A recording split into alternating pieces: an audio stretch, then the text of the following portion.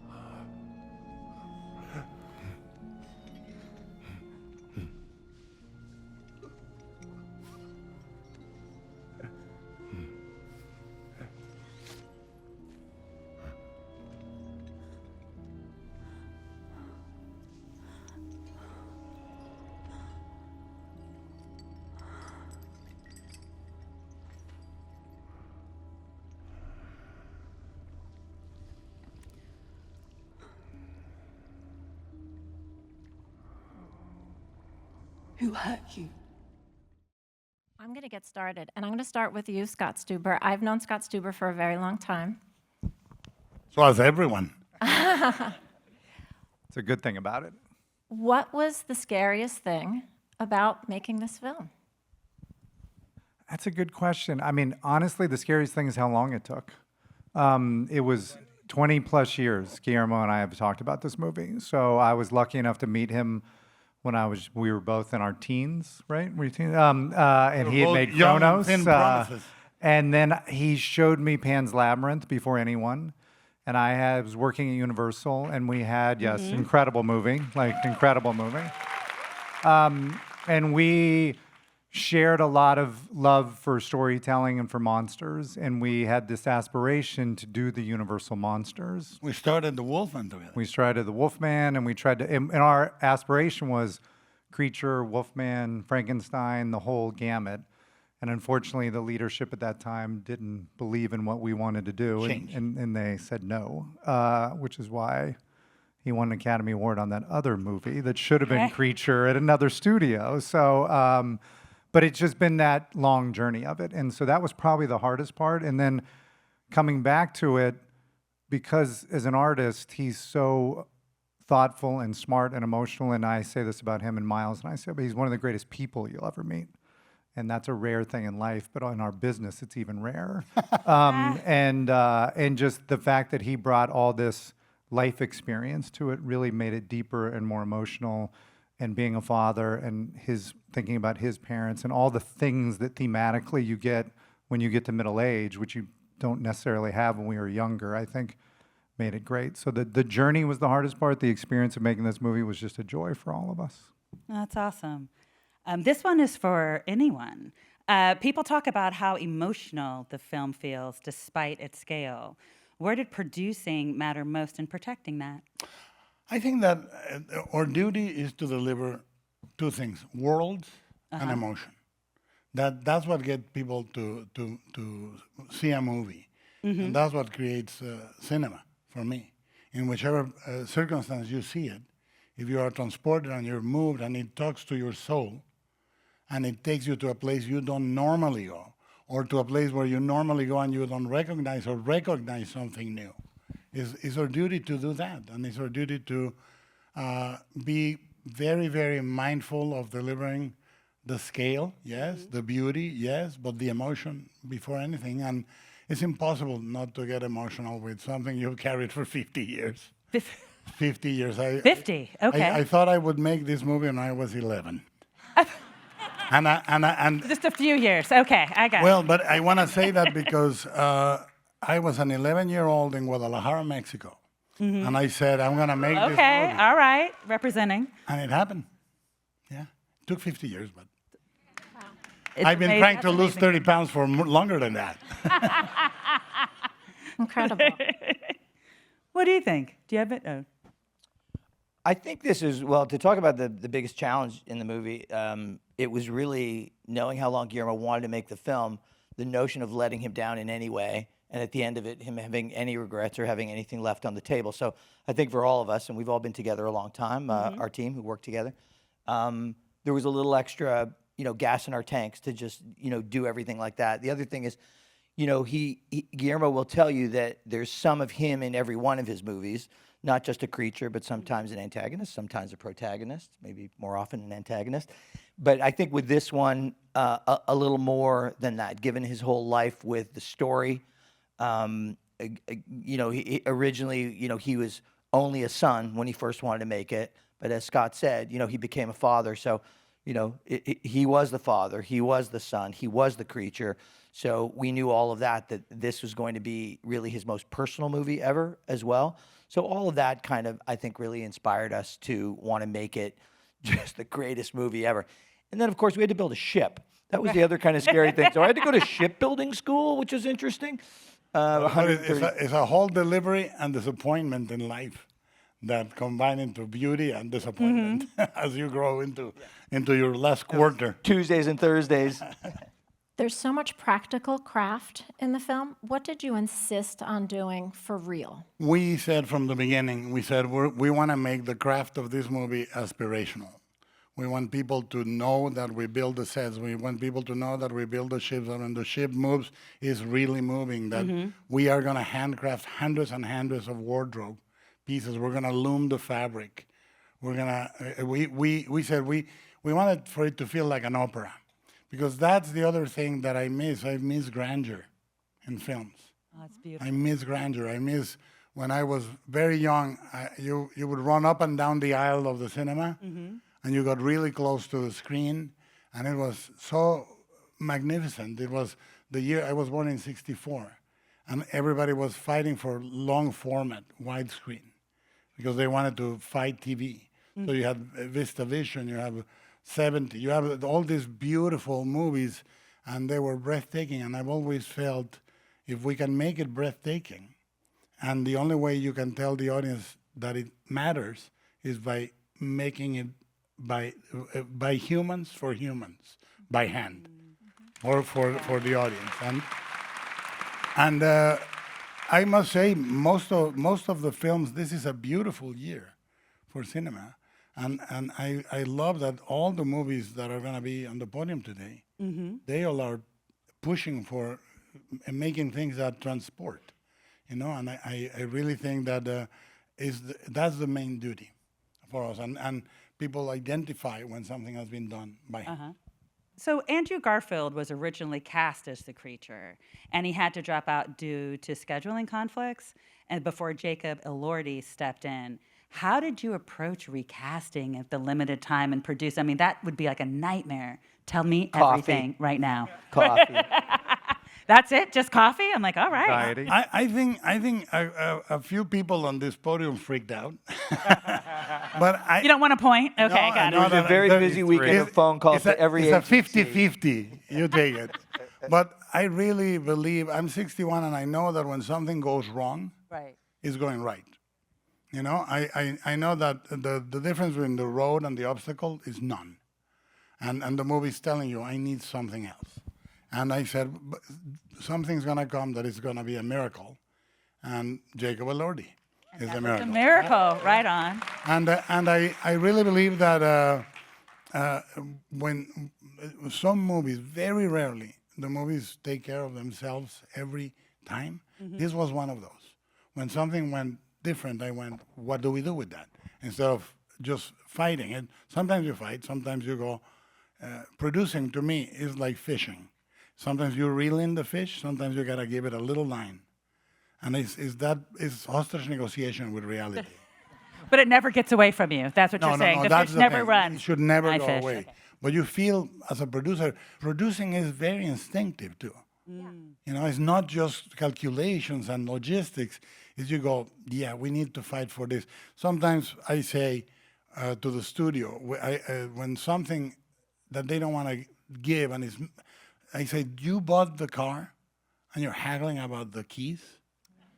Says, yeah, I know it's not important to you, but they are the goddamn keys. There you go. You want to turn it on? Pay for this fucking thing. I love it. I'm And- going to use that, sir. And they don't. I'm going to use that. They don't, so I end up paying. I'm like, and I'm writing that down for later. There you go. The way you talk about it, it sounds almost like an act of faith. It is. This sense of trust that you have, that the process will yield the thing that it's supposed to. It is. You are on the wire, you don't look down, and you don't believe you can fall. Because it's absolutely, you're crossing Niagara Falls. You keep your eyes in front, and you don't think about the wire. I don't think you can, when people, it's such an evolutionary business. If you are going to be prey, or you're going to be feeding, or you have to fight for every inch of that rope, or you fall. And it's such an act of faith. And you can see when it wavers. You can see, like I always say, the ambition should exceed the budget. The Always. vision should If you are reasonable, you should be fiscally responsible. Miles, I'm very proud to say. I was going to you next. I was Still standing. But I think your duty as director producer, you have to. As director, you hate the asshole that wrote it. As producer, you hate the asshole that is directing. But as director, you hate everybody. And you it's go, all you. screw you all, we're going to make the movie this way. And being the three, you go to bed with three guys you dislike that night. You go, get away. No, but it is faith. That's great. I have. I'd love to hear from you all as well. Can you talk to me a bit about, I'll call movie magic? Like, what is, there's a scene or something where the movie just took a turn? Or it could be on production, it could be in pre-production, but could you have a moment like that? I think for me, it's when they're downstairs and Mia sees Jacob. Mm-hmm. Like there was something really kind of magical about the way that was shot and him and her reaction to him where you went, well, if she believes, the audience will believe. First time she saw him. Yeah, and so she's seeing it and you just went, okay, this is great. This is real. You feel like it's not a guy in prosthetics. You actually feel like there's a moment and it was authentic. And I went, okay. And that set was beautiful and we were down there with the techno crane and you're like, okay, this is... That was And he, just as Guillermo said, you just get lucky. And he studied and worked and did all this preparation to actually, In 9 weeks. in 9 weeks, 9 to be weeks. nonverbal and tell a story that way. So all that was worked through. And Guillermo can talk about the different techniques they did. But when you see it come to life like that, I felt like, okay, we got this. That was the magic. That's magic. Yeah. We have 30 more seconds. It's your turn. Drop the mic. Tell us everything right now. Director's ambition should exceed the budget.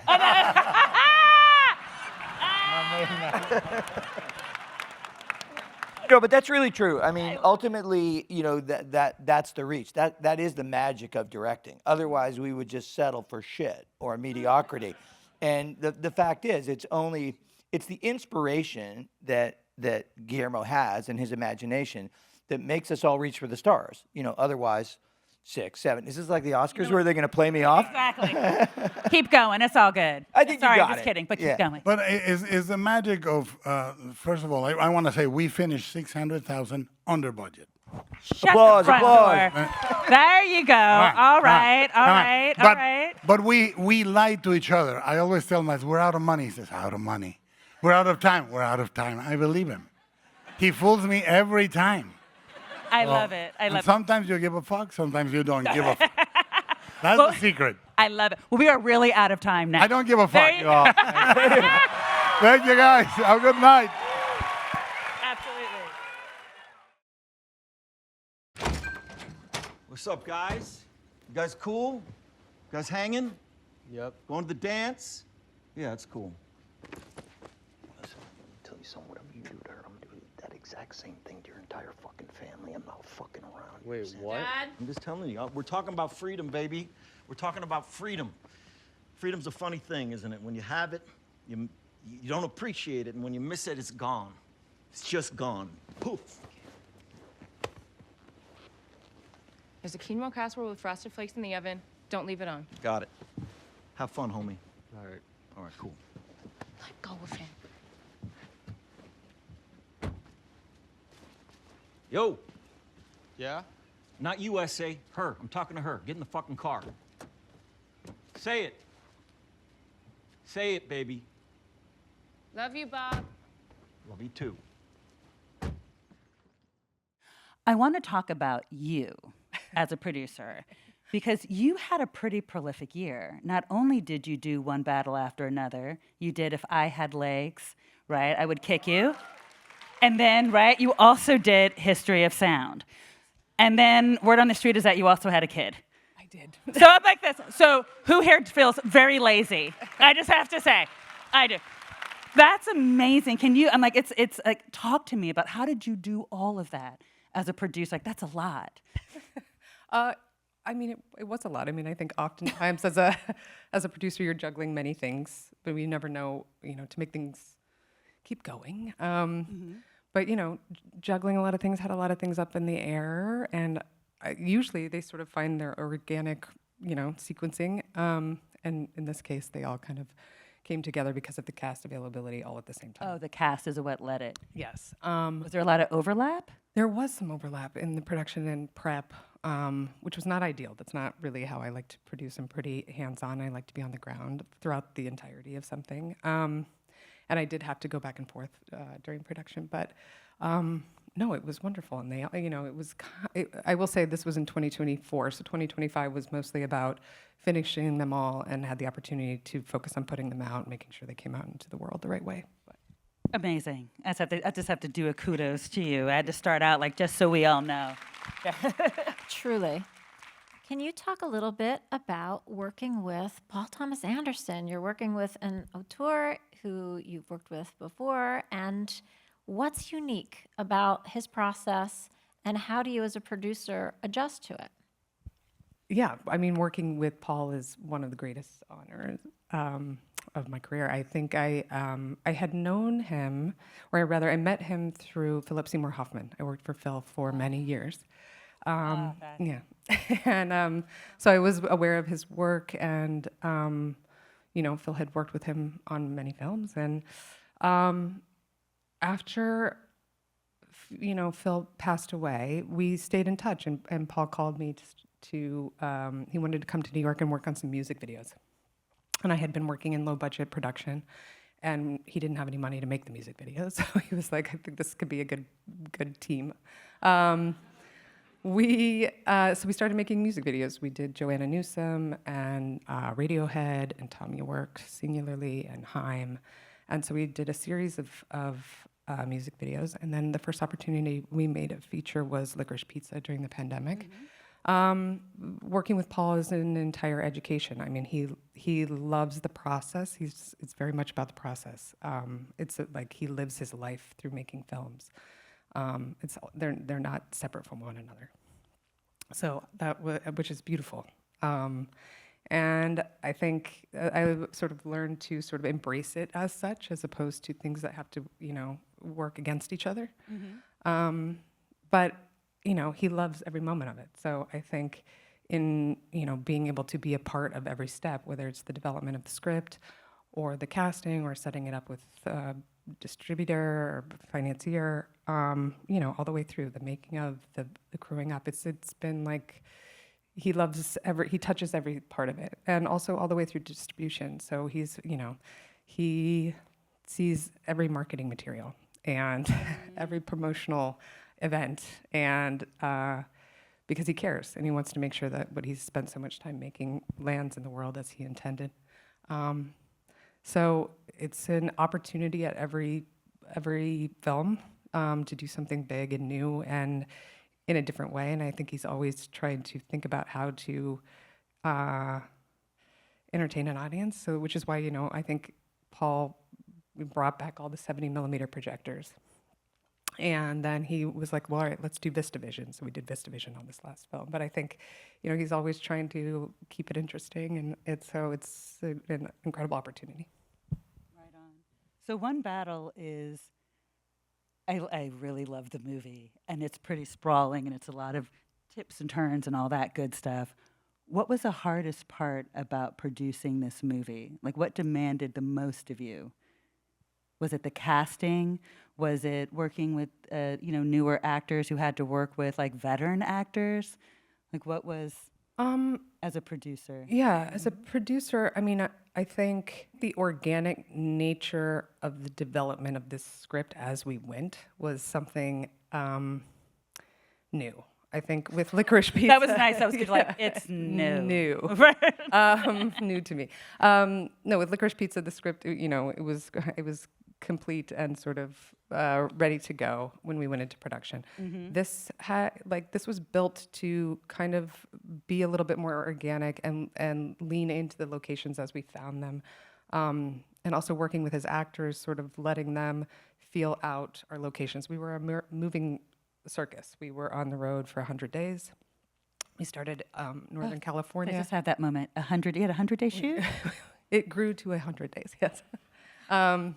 But I think, we kind of had the flight plan in terms of where we were going and what we were trying to capture everywhere. But I think, as the actors sort of came in and out and realized sort of what was there and what we were building, I think things shifted in ways. And so it was about, with my line producer, Will Weisky, and Adam Sumner, my producing partner, there was a lot of pivoting and reorganizing along the way and like buying ourselves more time. And we were a big crew. And so it was being able to accommodate and shrink appropriately in order to stay somewhere or send a team ahead. And it was, a lot of reorganization, which is every production, but this one felt there was a lot of unknown. You said that with a smile. A lot of unknown. You hinted at a question that I had about the locations and the process. I wondered about sections of the film, like the incredible driving sequence in the hills. What came first? Did you find the location and then have the idea? Did you have the idea, look for the location? How did that come about? Paul's script, to be clear, everything was fairly scripted in terms of what we were looking for. I think it's just what it looked like changed. But he intended for there to be an incredible chase sequence. French Connection is something that he often referenced. And while we were scouting for something else, actually, they were in these, what we call the River of Hills, which is east of Borrego Springs. And it was nighttime, actually, when they were driving through it, but it was like terrifying because they would come up over these ridges and you couldn't see what was on the other side. And they were like, well, what if something was parked on the other side? And Paul was like, okay, this is good. So that became, again, like something that just organically, found its way as we were scouting for something else. Amazing. Earlier, you were talking about all the films that we asked you about all the films that you were doing, and you were saying cast availability was sort of a guiding factor of what went when. Can you talk to me a little bit about the casting process of One Battle After Another? Because that cast is fabulous. Chase, Leo, okay, I'm calling him Leo. I never met him. But you know what I mean? Like, we're best friends, But can you talk a bit about that? Yeah, Paul, always wanted to make a movie with Leo, and I think had... Because you know him, you can call him that. Leo. Okay, good. All right. My bestie, Leo. No, they had wanted to work together for many, many years, and I think that, so Paul kind of was writing it, obviously, with him in mind. You never know. And so that was sort of, at the core, I think. But Chase, too. Like, Chase was somebody that we had been, and Paul, even before, he's been developing this project for so long that this search has happened before. And I think it was really in finally finding her that I think he was like, okay, I think we can go. And also we have to go now because I don't want her to grow up. So she was the one that was like, we got to go. Let's go. Yeah. Nice. So I think that sort of like got everything rolling and we sort of gained the momentum. But like Benicio, obviously, he had Okay, can we written talk about that scene? Yeah. I love that. Come on now. Okay. Like, a few beers, right? Yeah. No, Benicio, I think that role was made for Benicio. And I think, I've talked about this before, but it was something where he was also attached to another film at the same time, and he that film got together before we did, and so we lost him sort of right at the tail end of our prep period, right before we were about to start shooting, and so we very quickly, and again with like the skills of Will and Adam, reorganized so that we could actually build in a 7-week hiatus into the shoot, which. Ooh. Well, yes. Okay, that's a lot. Okay, it was a long hiatus. Worth it entirely, obviously. Yeah. But we, and also it afforded us a lot of amazing benefits, actually, that break. We got to cut together the opening sequence of the film, see what worked, see how, how it was going to feel in order to, like, more strategically target the rest of the film. Mm-hmm. But yeah, we did, obviously, there was no question we were going to hit pause for Benicio, and we didn't want to push the whole thing forward because we were so close to shooting, so we built in that break. That's great. The film had such a huge cultural impact, and it feels like it speaks to this moment in a really interesting way. Did you have a sense of that while you were making it? Did you anticipate that this film is for now? I don't think that we could have anticipated just how for now it would become, and unfortunately so. But yes, I think just due to the nature of how we were shooting it, I think it was, we were embracing the things that we came upon. We were shooting in El Paso, which is a border town, Texas. Mm-hmm. And so we started to really embrace and shoot towards the things that we were seeing. So yeah, okay. I think it was part of the organic nature of it, but I think, as we were shooting, I think we did start to shades of what was to come was starting to come. And no, I mean, I think we didn't want to also get bogged down in that. I mean, I think also, like, you know, even in the edit, I think it was very much about that core relationship and wanting to be the driving force, and it all to be a little bit circumstantial. But I think, yeah, it points to an unfortunate scenario in the United States today. Yeah.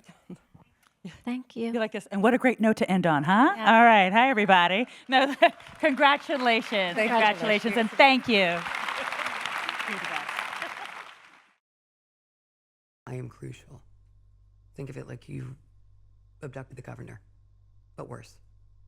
That's the level of bureaucratic urgency you're contending with here. In all humility, I can say that.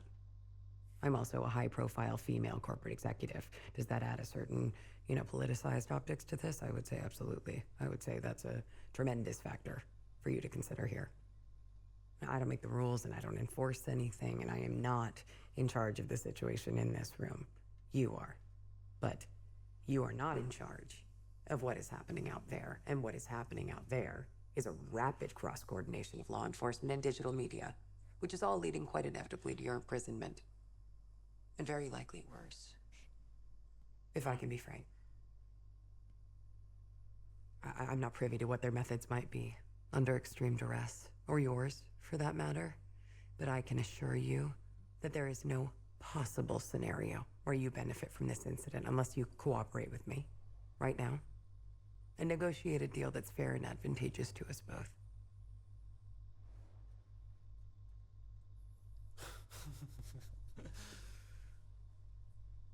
Okay. Wow. That was really good. That was really good. My pulse is racing right now. What elements from the Korean film did you maintain? What did you change? Tell us about that process. Lars? Well, let me see. I think when you remake a movie, you want to make it original, obviously. You want to do something new. And I think Will Tracy, who wrote the script, did that, but we still had those like genre-bending qualities of the original movie. You have a comedy, a thriller, a sci-fi movie. So all those things, obviously, we kept in it. But when we did develop it with Will, we hired him for a specific reason, and he's incredibly good with dialogue and wanted to make a movie that also felt timely to, the America we live in today. Awesome. I'm going to jump back a little bit. I'm sort of curious about how you all produced the film. Did you have a division of labor? Can you talk a little bit about that? Did you each have a lane that you stayed in, or were you like jazz and it all pulled together? There are many producers on this film, and that's a story. That's why that was one of the reasons why I was like, talk about it. So it started with Lars and Ari, his producing partner, and Ari was interested in the film, the original Korean film, Save the Green Planet. And CJ approached, who controlled the rights for that, they approached Lars and Ari to see what they'd be interested in developing an English language remake. I will just say quickly that August 2018, Ari curated a screening of Save the Green Planet at LACMA. Oh. And we were shooting Midsummer at the time, and the day after that screening, that's when CJ called and asked if we'd be interested in developing the English language version of the film. Yeah. Oh, amazing. So at the point that Ari decided he wanted to offer to Yorgos to direct, Lars very generously reached out to us and said, we'd like you guys to come on board as producers. And so we all produced the film together. I mean, practically speaking, Ed and I produced all Yorgos's English language films. So we were sort of the on-set kind of hands-on producers, but Lars was also very involved, and if not there, was always on the end of a phone. But then Ari also, fed in during the editing process and supported everything that was going on. And CJ's involvement was really on the basis that they had originated the film. Excellent, thanks. And I was going to say, and we had Andrew and I and Yorgos and Emma had all produced Poor Things together, and I think probably the first person that Yorgos sent the script to when he got it from these guys was Emma. And so she signed up immediately, both as actress, actor, and producer. So that the four of us kind of, had a great time working together on Poor Things, and actually it was a really lovely experience. And I mean, we've said this before, but Lars and Ari kind of let us do our thing, get on with it, and we stayed in close touch all the way through. But it was, it was very, I guess, the way that we probably, if it ever happened the other way around, we sort of aim for that as well, because it's very trusting, and I think speaks to great confidence that Lars and Ari have, that they're just they don't feel like they have to be on every single call, whatever. They trust us to get on with it. But then when there are big calls or big moments or big things to talk about, then we very quickly find each other. And so it was a really enjoyable experience. Yeah, I think it's important that when you work with filmmakers like Yorgos or Ari, that producers adapt to their process. And in this case, with Em and Ed and Andrew, like my job was to adapt to them, not them adapting to me, right? So I think that's like super important for producers, because it's hard sometimes to go in the the driver's seat when you want to be in the driver's seat. But on this movie we had years of development, and I've been huge fans of these guys for a long time. So to be able to do this together was great. And then it's just about being there for them, more being there for Yorgos, if that makes sense. Of course it does. Thank you for that. I want you to expand on that a little bit, because Yorgos's films have such a specific and incredible tone. And so what is it unique that he does, and how do you support him as producers to allow for that? I mean, one of the things about Yorgos is, which is maybe surprising, but he is a brilliant collaborator. And over the years, we've kind of, we've been working with him since The Lobster, but we've also kind of found a troupe of brilliant people, both behind and in front of the camera, who've kind of grown with us over those years. And there's a lot of people, a lot of the heads of department come back again and again. And obviously he's a kind of signature filmmaker and very distinctive style, but I think heads of department and actors really enjoy working with him, because he wants everyone to come with their kind of creative impulses and to offer them up, and not to kind of try and anticipate what he might want. And so he's a very good curator of other people's energy and other people's ideas, and very good at kind of choosing the thing that he thinks is right from what's offered up, if you like. So it's not very directional in that sense. He's not saying, I want this or that. I mean, the great example, the possibly craziest example of it, is how he worked with Jerskin, where, he gave Jerskin 3 words. What was it? Basement, space, and bees, right? Yeah. And wouldn't let him read the script ever, and had him compose the entire score before we started shooting. Oh, wow. Okay. So if that's not sort of taking someone's creative impulses in a very pure way, I don't know what is. I want to hear a little bit more about the why of that choice. I think because Jerskin is such a kind of instinctive composer, I think Yorgos felt that kind of allowing his imagination to run free, and then come back to him with a kind of a selection box of different cues and different options and different thoughts, without the kind of pressure of kind of conforming to a script or to moments in a script that he might kind of sort of lean into. It's about freeing his sort of composer creative soul to do what he does best, and making it as unrestricted as possible. Excellent. Can you tell me a little bit, like maybe it was a moment that was on set or in development where you knew that you had the movie, where something just clicked? It could be a moment on set, it could be a moment in rehearsal. Nothing? Okay, fine. They're like, do we have a movie? I don't know. I was like, I think we do. I mean, I would say it's not quite answering your question, but one of the things that Yorgos was clear about early on is that we wanted to try and shoot the film in London as much as possible. Okay. We had shot Kinds of Kindness in New Orleans, and he wanted to be back in Europe and work with the UK crew, a lot of whom we would have worked with on The Favourite, for example. So the key challenge there was finding a house that looked like it was, somewhere in the southern states in the US, and that's quite a challenge in the UK. So we ended up deciding to build a house. So we built that house that you see, the house where Jesse's character lives, in an estate outside London. Oh. And we had to apply for planning permission.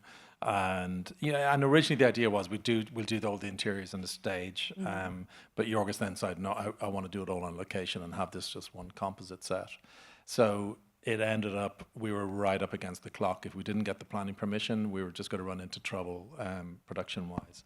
So that was quite a stressful experience, and we had to go and meet all the, anyone who's familiar. I'm sure it's not dissimilar here, but in the UK, they're very fussy about their planning, and all the locals get involved. We had to go to public meetings and explaining what we were going to do and how, we would, restore everything back to the way it was when we were finished, which we did. So, yeah. Not mess with the newts. That was a big one.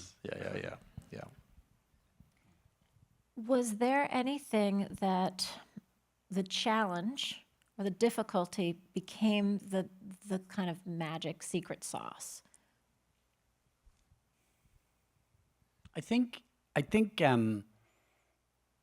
one of the things about the script, which is obvious, is that actually a large part of it is 2 or 3 people in one place.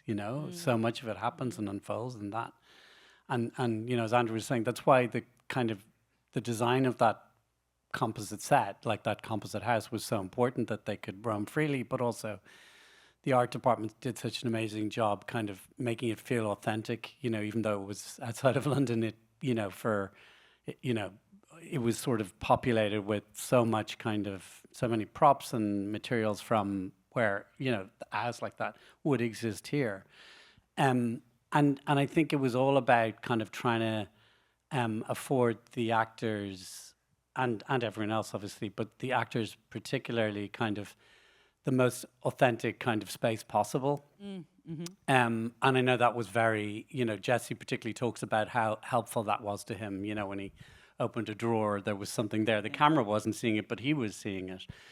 And I think so, and everything was about trying to sort of give them the space and the opportunity to do, what we all were privileged to witness, which is just absolute masterful acting, like from all 3 of them actually, from Aidan, who was the newbie, but Emma and Jesse, and I don't know if anyone will do this, but it's sort of fascinating to rewatch the movie. Don't know if anyone has, but particularly watching what Emma's doing with the kind of, alien or not alien thing, and the cues and the clues, and the richness of that is really fascinating to watch. I don't even remember what the question was now. But you are answering something beautifully, and I love it. I'm here for it completely. Well, I know we only have 12 seconds left, but can we, and I'm like, oh, sorry, but I want to ask a question about how the cast came together. I know that Emma was the first one as a producer, but Jesse and the others, was that just normal, or were you? I know, stop flashing at me. Jesse we had worked with on Kinds of Kindness, and Yorgos just brought the gang back together is basically it. So that was kind of an easy one in a way. I mean, Aidan was the one that probably was most work, and there was a lot of casting went on all around the US to try and find him. He had never acted on screen before, so he was kind of wow. He did a great job. Like, good for him. All right, good job. Yeah. Excellent. Thank you. Thank you guys so much. Sonny, push, you'll be one. Apex GP has only 1 lap to go. The question is, do they have the car? We have the driver.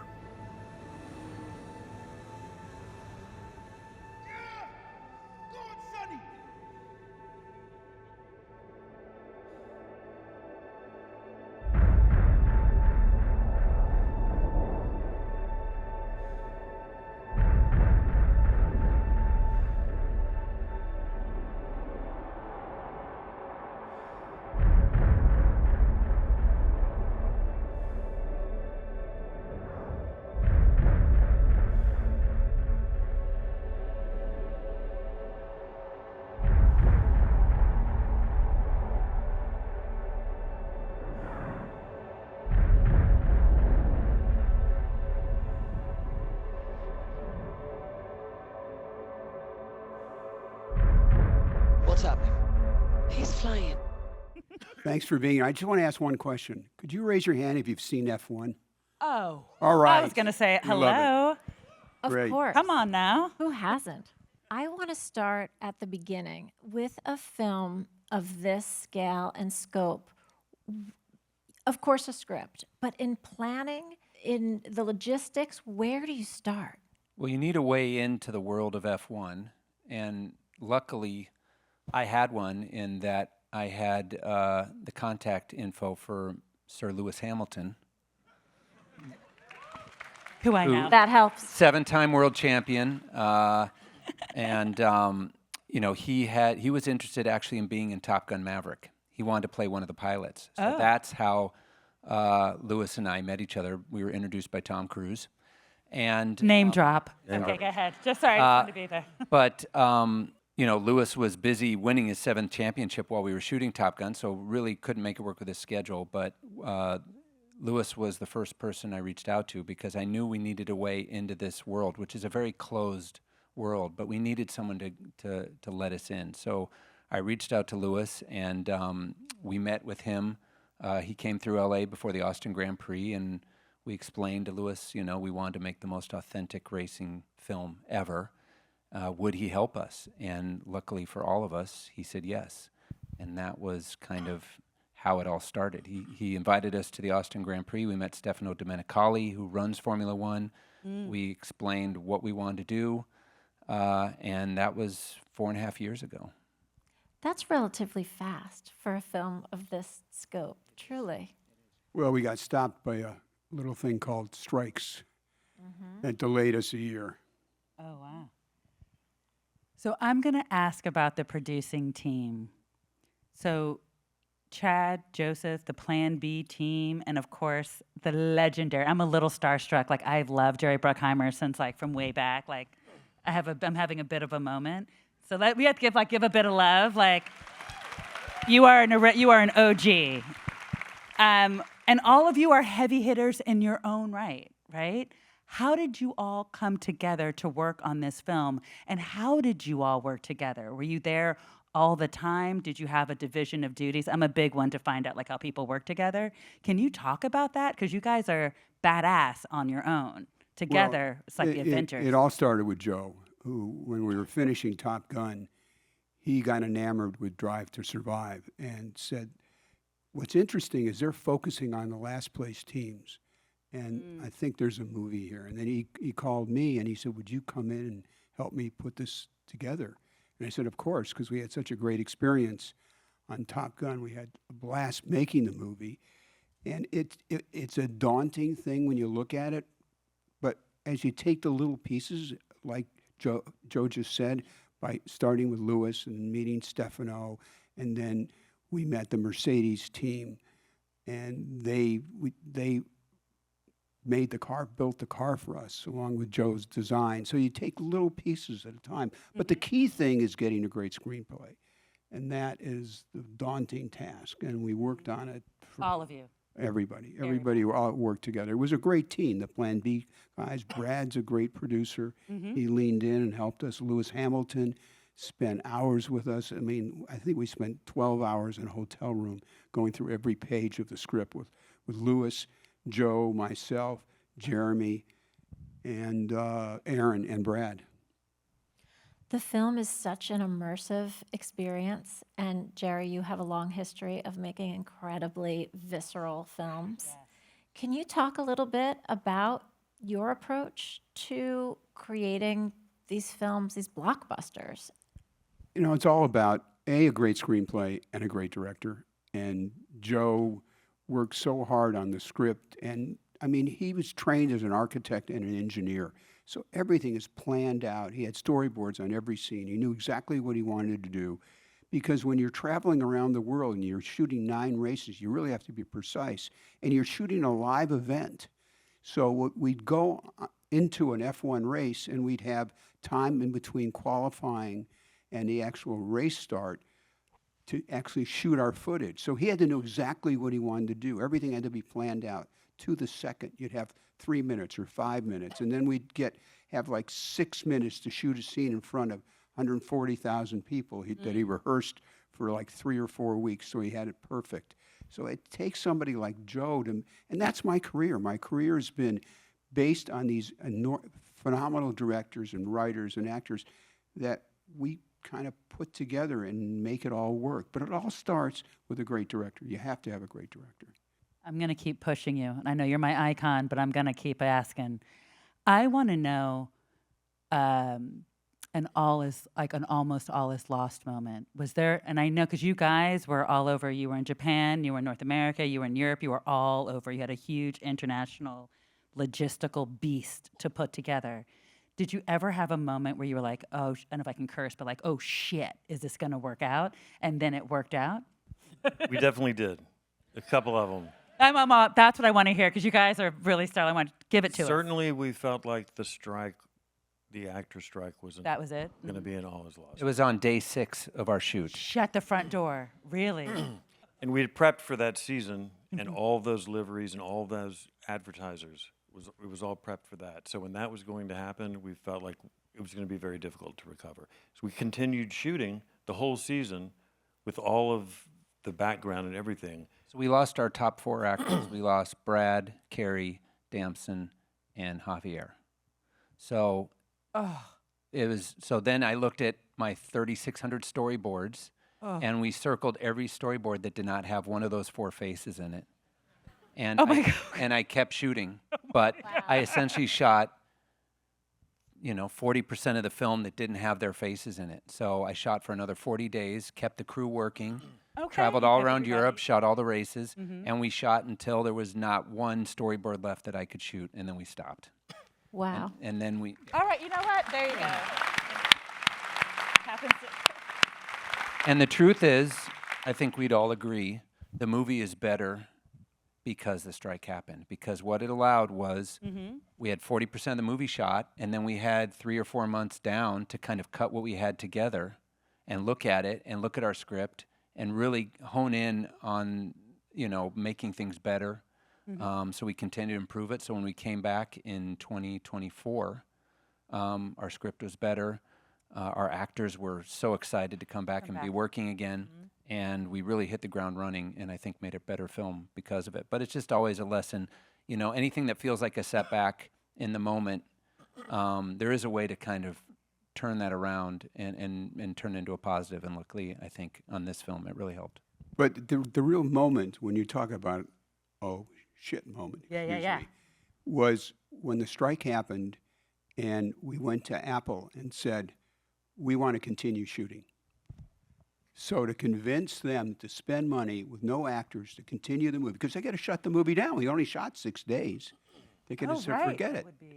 So that was, those executives that really backed us, the team at Apple was phenomenal. We wouldn't have had a movie with that decision. All right, we'll give them love. It looks like a really fun film to make. I'm going to go the other way. Was there a day, the kind of pinch me, I get to do this. This is my career. Almost every day. It was so much fun. I mean, I'm not going to lie. It's the best job in the world to make a movie like this. I mean, it started in prep, taking driving lessons from Lewis Hamilton, which was amazing. I think the one that really blew all of our minds was the first day at Silverstone, where during the national anthem, all the F1 drivers are standing together, and Damson and Brad, we were able to add them to the lineup and shoot our scene for the film while the real event was happening. The jets fly overhead. We go into another scene as all the drivers are going to their car. We shoot another scene. Then Javier's waiting at the end of the line, and we walk into another scene that was prepped.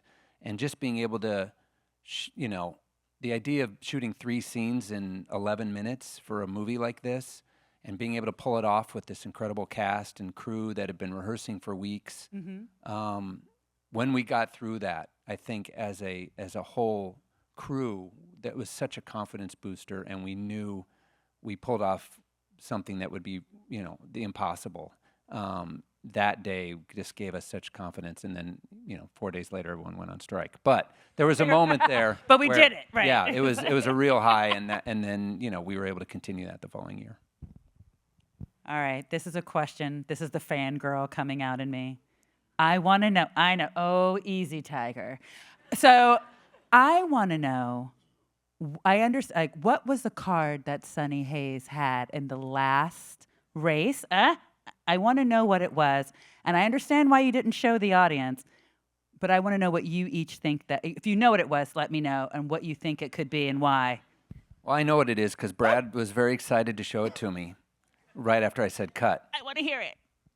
But I can't say because come on! that's the whole point. Really? The whole point is it's whatever you need it to be. So whatever you think it is, it is. But for Sonny, it was the card he needed in that moment. It's the right answer. You couldn't go any other way. For real. Okay. What have you wanted to talk about that no one has asked you? And they're all looking at you. They're like, what I do think you? I'm going to call on you, Chad, because you've been speaking the least. And You know, for me, there were a few all is lost moments. One had to do with the script. The thing that keeps me awake at night is when the second, third draft is coming in, and it's not what you had hoped, maybe. And it looks like a big puzzle, except all the pieces aren't in the right place, and they're a little fuzzy. You can't quite see the picture. And we had a moment a week before the deadline to get the movie greenlit where the script came in and we had a massive chore in front of us. And that was, it was very trying to get, to make that happen. Because a week later, we're done. The movie isn't greenlit, we can't shoot for a year, and it probably doesn't happen. Those types of things. And there were a few of those in the editing room, but I wasn't in charge of that. Joe was. Oh, I love the fact that he blame and chaos. Okay, go. Every you would be surprised how many times every movie that you seeing tonight was on the verge of falling apart completely at some point during their development, and you just have to have faith in the process and power through it, and that's the creative process. There's highs and lows, but that's the gauntlet you have to run, and here we are 9 months later after the movie's out, we're still talking about it, and that is an amazing, amazing thing. So, I love it. Yeah. I just want to say, and just hearing it from you all who are such that high bar in this business, to hear that there's the struggles, it makes us all feel better about ourselves. You know what? Thank you. It's the kind of movie that when I grew up in Detroit and used to go to the Mercury Theater and watch movies as a 10 or 11-year-old, this is what I wanted to see. I wanted something that enveloped me, that moved me, that made me laugh, that made me feel something that was exciting, and that filled theaters. And we got to keep doing it.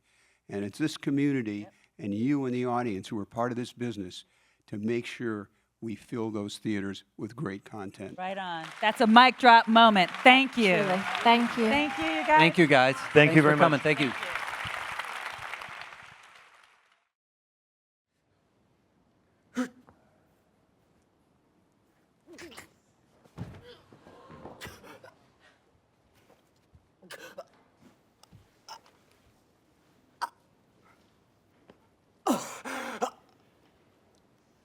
I die!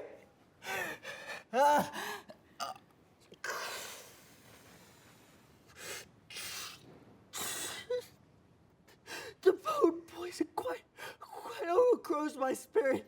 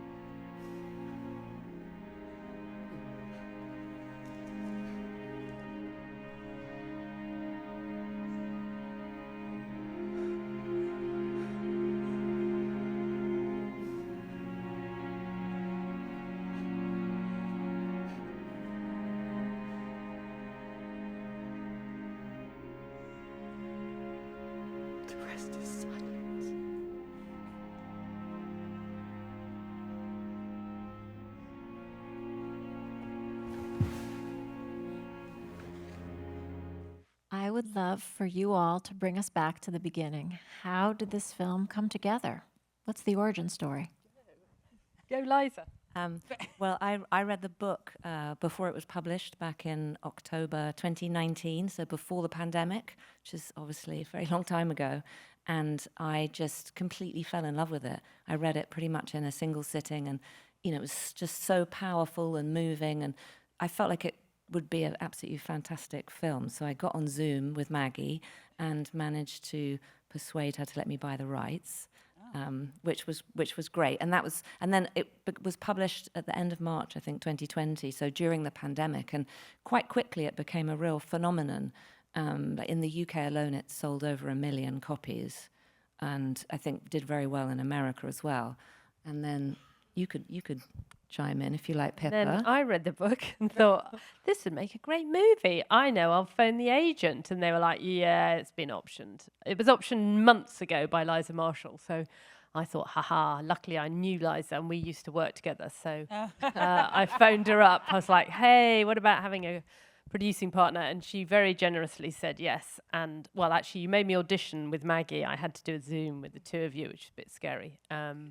And then, and I worked with Sam Mendes, so he kind of came as part of the package.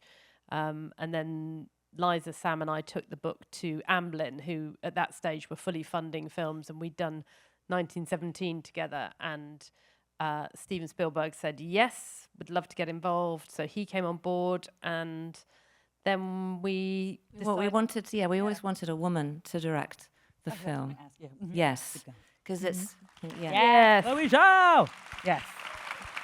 Because I think the book is really, pulling Agnes from the shadows of history and putting her at the center of the narrative, and looking at Shakespeare in a completely different way. That 400 years of scholarship has, Anne Hathaway has been portrayed as a shrewish older woman who's somehow entrapped the boy genius, but there's no historical record of that at all. So it's just really looking at the story in a different way, in a different light. And so that's why we felt that Chloe was our number one choice, to be honest, because we just loved the rider in particular so much and just felt she would be so perfect with this material. Absolutely, and we knew that she came with Nick, so we'd get another producing partner. There you go. The brilliant Nick, Yeah. who's just fantastic. Joined the producer. band, and and then we all worked together. The 5 of us producers on the film, and we all sort of, it was a bit like a tapestry. We wove in and out of one another, and Sam and Stephen were really good at different moments.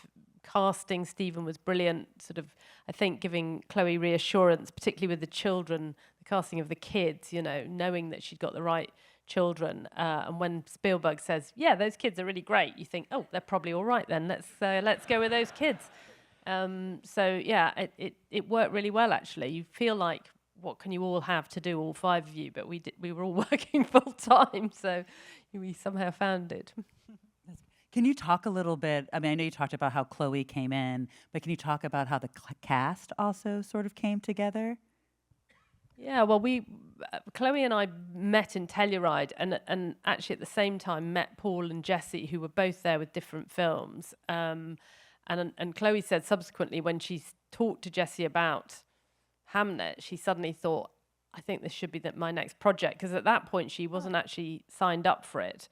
And Paul, and I've said this before, sorry if I'm being boring, but Paul came over with a little round earring in his ear in a kind of Shakespearean way and said, oh, I gather you guys are developing Hamnet. Have you got your Shakespeare yet? So he was quite front foot. And I think Chloe just felt the two of them were right. And then Liza and she did a chemistry read for them, didn't you? Yeah, it was absolutely extraordinary with Nina Gold, the brilliant Nina Gold, who cast the movie, who actually had the office. She's a really good friend of mine, has the office upstairs from me. And we were in this tiny little room, and Chloe was filming them. And it was obvious within 10 seconds that the chemistry was just off the clock between them. And they didn't know each other that well at that point. And it was amazing. And that was about a year before we started shooting. Oh, wow. Yeah. Okay. So both of them were attached to the idea of Chloe in the book way before a script. Wow. Yeah. The film has such intimacy and emotion. How did you, as producers, protect that space to allow for all of that beautiful work? I think on set, us three were on set all the time, and I think we were really aware of giving Chloe that space and making it feel not stressful. I think Chloe's talked really articulately about it wasn't a hierarchical place, really, that everyone was really like a family in a sense, and I think that's where the actors felt so safe that they could do their best work, really. And I think we didn't have that much money to make the film, relatively. But I don't know, we're all quite chilled people, I would say. Even though it's like super stressful behind the scenes, I think we're really good at not letting Chloe feel any of that and any of that pressure. Yeah. I want to hear go. I definitely agree. Yeah, on the first day of shooting, Chloe on the call sheet wrote a note to the crew, and basically is an invitation for everybody to come from a place of support and interdependence. A lot of times, as some of you may know if you've been on a set, that it can be a place that is driven a lot by fear of making a mistake, what comes if you do make a mistake. And if you remove that fear with a sense of, we're all going to make mistakes, we're going to change our plans every day, and mistakes are a part of that. But if we remove that fear and replace that with support and camaraderie, then what can happen? And I think with Hamnet, we saw the result of that. And with this producing team, with Jesse and Paul, the whole cast, and Chloe as the leader, at every single part of the crew, from the transportation, craft service, catering, felt a part of something, a part of this tapestry, as Pippa was saying. And it just created this feeling on set that there was this shared heartbeat. That's great, right? That deserves. Can I go just a little bit deeper into that? And I'm gonna and I'm just for my own curiosity, the beautiful and tragic scene where the kids are dying, I will say, or having that with the sickness and all of that. Can you talk to me a bit like how you set that up on set? Because that seems, talking about the delicate part of the film, that felt that could have gone could have gone sideways, I guess I could say, but it was so beautifully done. Was that a particular tough moment on set, or was it like, a lot of that prep? It's such a great question, obviously from a great producer. Oh my God, I love you so much. Okay. But there's a lot of people that were a part of this that helped to prepare for those moments. One person, for instance, is our executive producer and line producer, Laurie Borg, and one of the first things he said to us after reading the script, in addition to how much he loved it and how excited he was to help make it, was we need to have the right communication channels in place with the parents and the children to prepare for these moments. So fortunately, because of these two amazing women, Laurie, there was so much thought and care put into that, but then ultimately just took the discipline of never taking that for granted. And because that day and those days, there truly was this feeling of great grief on set. Yeah.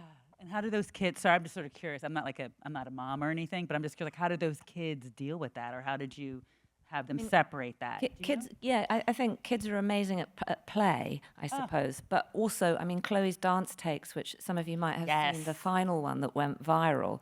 But I think there was one in particular that Jacoby, the wonderful little boy who played Hamnet, he wanted to do it to Staying Alive. So at the end, after we'd shot the death scene, he did one where he's underneath the shroud and then put the music on, and Paul came in and he just sort of sat up like a mummy and then danced to Staying Alive. Oh, that's beautiful. And it was really great because it was quite joyful, and for the children it was a way to shake off what they had just performed, so their memory was of dancing with all the crew and the cast and having fun, rather than what they'd just played. So I think Chloe was a complete genius in bringing that to the set. That is amazing, right? I have to say, I have to give love to that.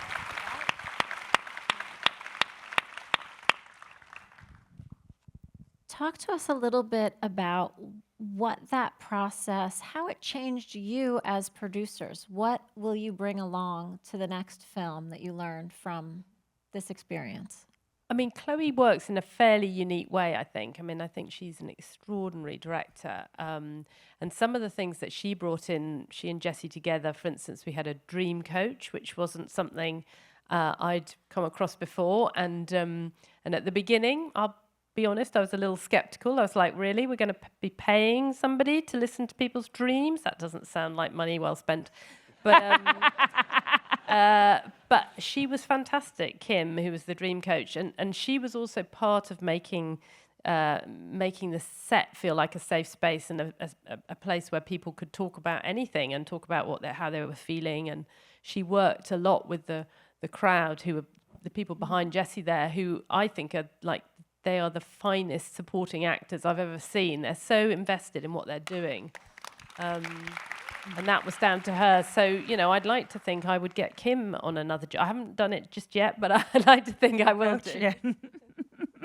I think it's something that I always try and do anyway, but treating everybody with kindness, I suppose, and just patience and not, I think so a lot of films, like I said, are quite hierarchical. They're built into that. They're almost like an army structure, because obviously that's the way information has to be spread. But I don't think it has to be top down. I think it can be more circular. I think that's Chloe's big. Yes, circular leadership. That's beautiful. Yeah, echoing those beautiful remarks. I think it's keeping a container where we can operate responsibly, safely, but also have that room to explore and discover. And I think it's what Chloe's style of filmmaking demands. Obviously, with a period film, that could be in opposition with the realities of having to prepare so much. But I think this film was a reminder and really taught what is possible when everyone is rowing the boat in the same direction. And it takes everything we just spoke about, but it was a great reminder of that. I think that's we could end on that. I have to say, that was a beautiful. mic drop moment. Is that, wasn't it? I feel, I don't think it's going to get better than that. Thank you. But we do have 22 seconds left. Is there anything for the 22 seconds? Just a huge shout out to you both for going from film to film to film, so many different subjects. Oh my God, You're talk about killing us. it, Oh my God, so- thank you. No, sorry. You guys are amazing. And congratulations. Thank you. Congratulations. Thank you for being here. He's hired Agatha Christie to sign books at Hatchard's. Ooh. That sounds really boring. Okay.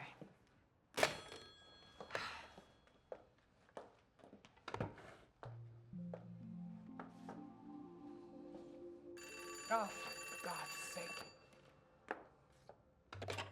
What is it? Don't hang up, don't hang up. Just one question. Does your room face the street or the courtyard? I don't know. Just answer the question. Is it facing the street or The courtyard. Okay. I need you to go to the window. Look at what floor are you on? I'm on the 3rd floor, I believe. 3rd floor. Okay, perfect. Look across the street. You see the open window with a bowl of fruit on the table? You see it? I do. Here's what's gonna happen. I'm gonna make an apple appear in that bowl.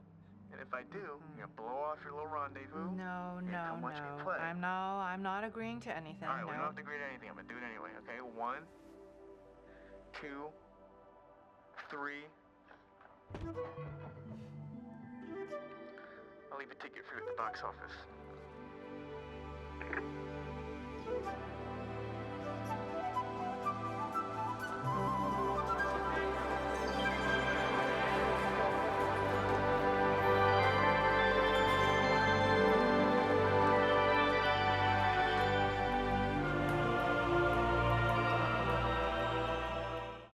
I want to know how you came to be a part of this film. What's your history with it? We were, Josh and we were going to make another movie before the writers and actors strike, and it ended up not being able to happen because of the strikes. And kind of, Marty was something that they had always talked about for a while. We had talked about for a while, and then that just kind of became the right time. And what was the thing that allowed it to go in that moment? Was it about availability of your actors? Was it financing? What was the thing to make it go? Yeah, I think it was a little bit of, like all of the above. It was a little bit about Timmy's window to sort of make the movie. And then it's just like the thing that happens or that you hope happens, which is all of a sudden there's some momentum and, we had the script and Timothy and just started figuring it out. Right on. I'm going to sort of go back a little bit and sort of talk a little bit more about development. Because Great. this film was developed with 6 years. It was a really long time. Can you talk about how you actually got in? I mean, not got in as producing it. Yeah. But how you producing it and putting your stink in there. Tell us everything. Dana, it's getting later in the night. It's about to go right. You know what I mean? Yeah, it's happening. I kept it together long enough. There's a lot of stink in this one. I'm like this. I'm like, put your stink on it. Tell us everything. I don't know. I mean, I think Josh and Ronnie, the way they write scripts is so that they are so kind of like one thing at a time, and everything from research to life just kind of gets poured into the movie. So it was always something we'd like talk about, come back to, go do this thing. We did a comedy special with Adam Sandler from Uncut Gems, and then just sort of, it was like just always this thing that we like, just always thought about and wanted to make a sort of movie about a younger person, and kind of always thought about trying to make a movie that would connect with younger people and stuff like that.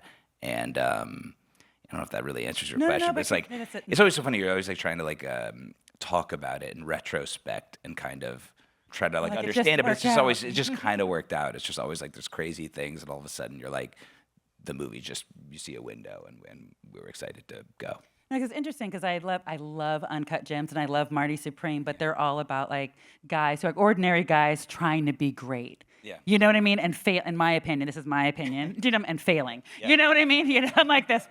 So like, but I love, I love how, I'm going to call it this sort of grit. This sort of like that sort of, you had Adam Sandler in Uncut Gems, Timothée Chalamet like killed it in this, but you also had like all that other like real casting, not real real actors, not real casting. What am I talking about? Can you talk a bit about the casting process of that? And I know that your casting director's up for a casting board too, right? Yes. That was a lot I just threw at you. Yeah. There you go. I'm like, Adam Sandler trying to be great in Uncut Gems. He's trying to do something. He was trying to be. I'm sorry, not the movie for that, but like. No, we're so lucky. me. Obviously, I've worked with That gets Jen me. for a very long time. Josh has known her for a very, very long time, and it's just a totally bespoke approach to casting, which is that it's just always kind of about the person's essence and how they're right for the role. And I think, Josh as a filmmaker sort of looks at every single person who's in the movie as a star, and it doesn't matter if it's like someone who's coming for a few hours or if it's So the cat from Shark Tank is like. Yeah, the cat from Shark Tank. What we're saying? Okay. Well, I don't know, Yeah. And and so it's just sort of that mix that is, kind of so fundamental to the energy of the movie. Right on. Sorry, I asked 2 questions. I'm sorry. Oh, good. I'm going out of order. Sometimes as producers, we have to make really tough calls. Yeah. Was there ever a really hard call that you had to make that ultimately paid off?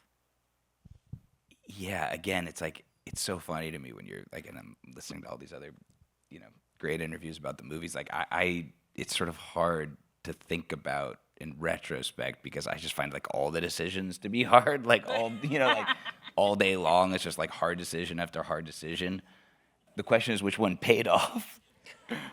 Yeah. Did you? It was. It's like, it's funny because it's like we're so happy that the movie worked, and it's like there's definitely moments you're like 4 weeks in the movie, like we're making a movie about ping pong, and it takes place. Right. In the That's what I was gonna. like the whole thing. You're like we could be wrong. So yeah. No, you're like this. I'm very happy to be here, man. All right, you know what? That's real. That's real right there. Yeah. That's real. You're like, we could have been wrong about ping pong. Can we, like, one of the things that I loved about Marty Supreme is I'm sort of going to I'm going to skip forward, is like this is the marketing. Yeah. Because you guys killed it in the marketing. Like, he was everywhere. It was everything. Was that planned when you were, like, starting the movie? Were you like, we're going to kill it like this? We hoped. Oh, you did? So you had it planned? No, we like, it was something we talked about a lot, and obviously we were like very fortunate to have A24 as our studio, who we obviously work with a lot, and kind of learned a lot going through Uncut Gems and various other movies. And like we were very, I would say the thing that we were like very kind of optimistic about and committed to was, and kind of honestly like one of the most gratifying things about the movie being in the world was just young people connecting with it. I think we just always. I'm 54, so like I connected with it. Like, don't stop shaming me. Okay. My bad. There you go. No, sorry. No, but like genuinely, like feeling like kind of like infrequent moviegoers, young people, people like that. We were just always like, we always kind of had like a optimistic belief that like if you build it, they will come a little bit. So we were always trying to think about different things, and obviously huge credit to Timothy and a huge credit to A24 for that they knew how to do it. Yeah, and just also honestly, like we're open to like just trying things and seeing, and some things worked and some things didn't, and just we were just. What was one of the things that worked, like in that sort of marketing, like the. Like like Timothy's Zoom call, which was, and honestly, like. Can you tell people about it? I mean, I'm sure they already know, Yeah, but he just did, a little bit he about did like that. a fake marketing Zoom call that was funny.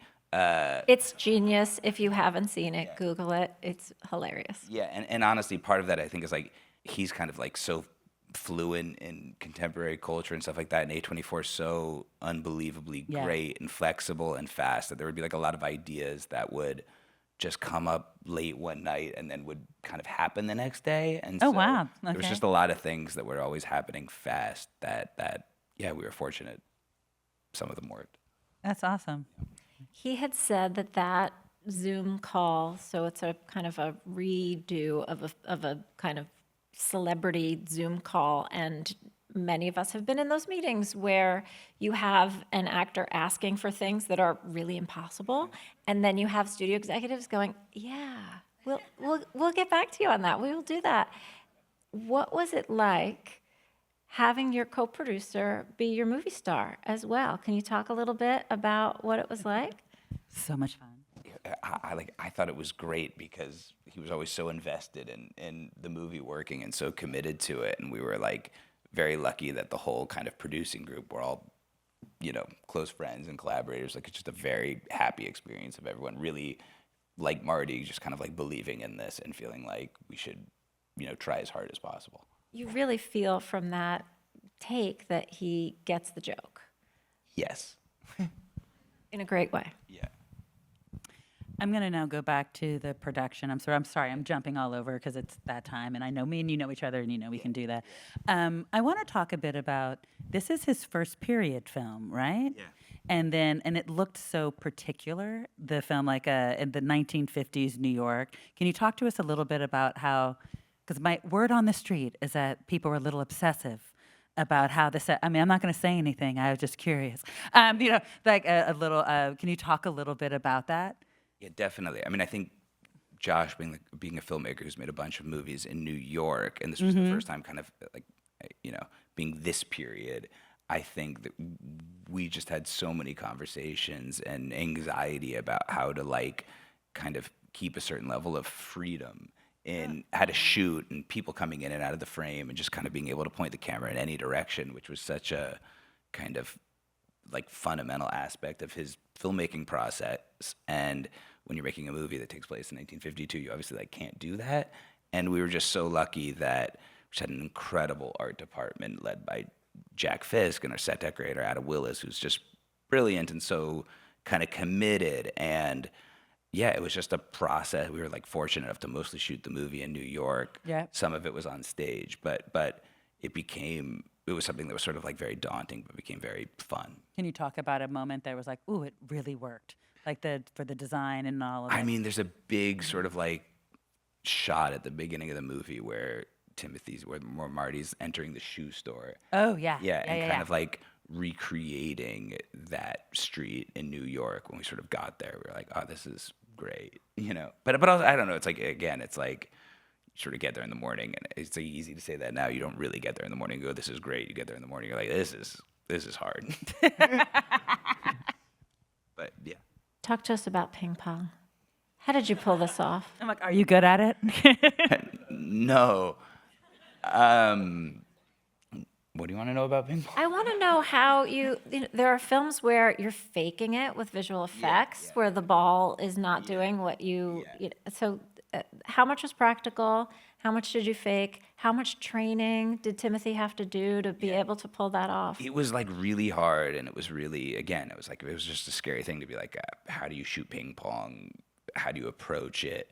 I think Timothy trained for many years, and it was very hard. And like, and honestly, it was like choreography, like learning the sort of moves was just so kind of hard. And a lot of the moves, like even for real table tennis players, a lot of whom were involved in the film, would be very, very challenging to pull off. And there's sort of a mix of a real ball, a fake ball, but all the sort of moves and choreography are real. And we were just lucky to have a great team and a lot of real table tennis players. And yeah, it was like one of those fun challenges of a movie that you sort of just figure out as you go. I have one more quick one in our 30 seconds. Talk to us about casting Odessa. It was just so brilliant.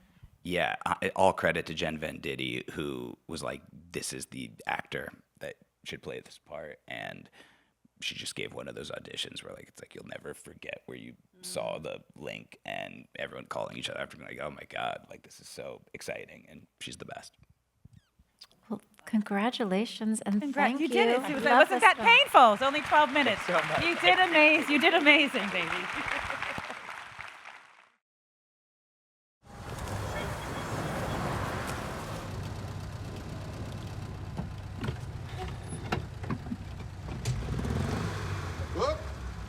É pra completar? Pode ficar tranquilo, tá tudo em ordem aí. É pra completar? Rapaz. É pra completar, mas. O que é aquilo ali? Isso foi domingo. Um infeliz aí veio roubar uma lata de óleo com a peixeira na mão. Aí Rivanildo, que é o menino que trabalha aqui à noite, pegou lá 12 e deu 2 TB. Um na caixa dos peitos e outro na cara e não levantou mais.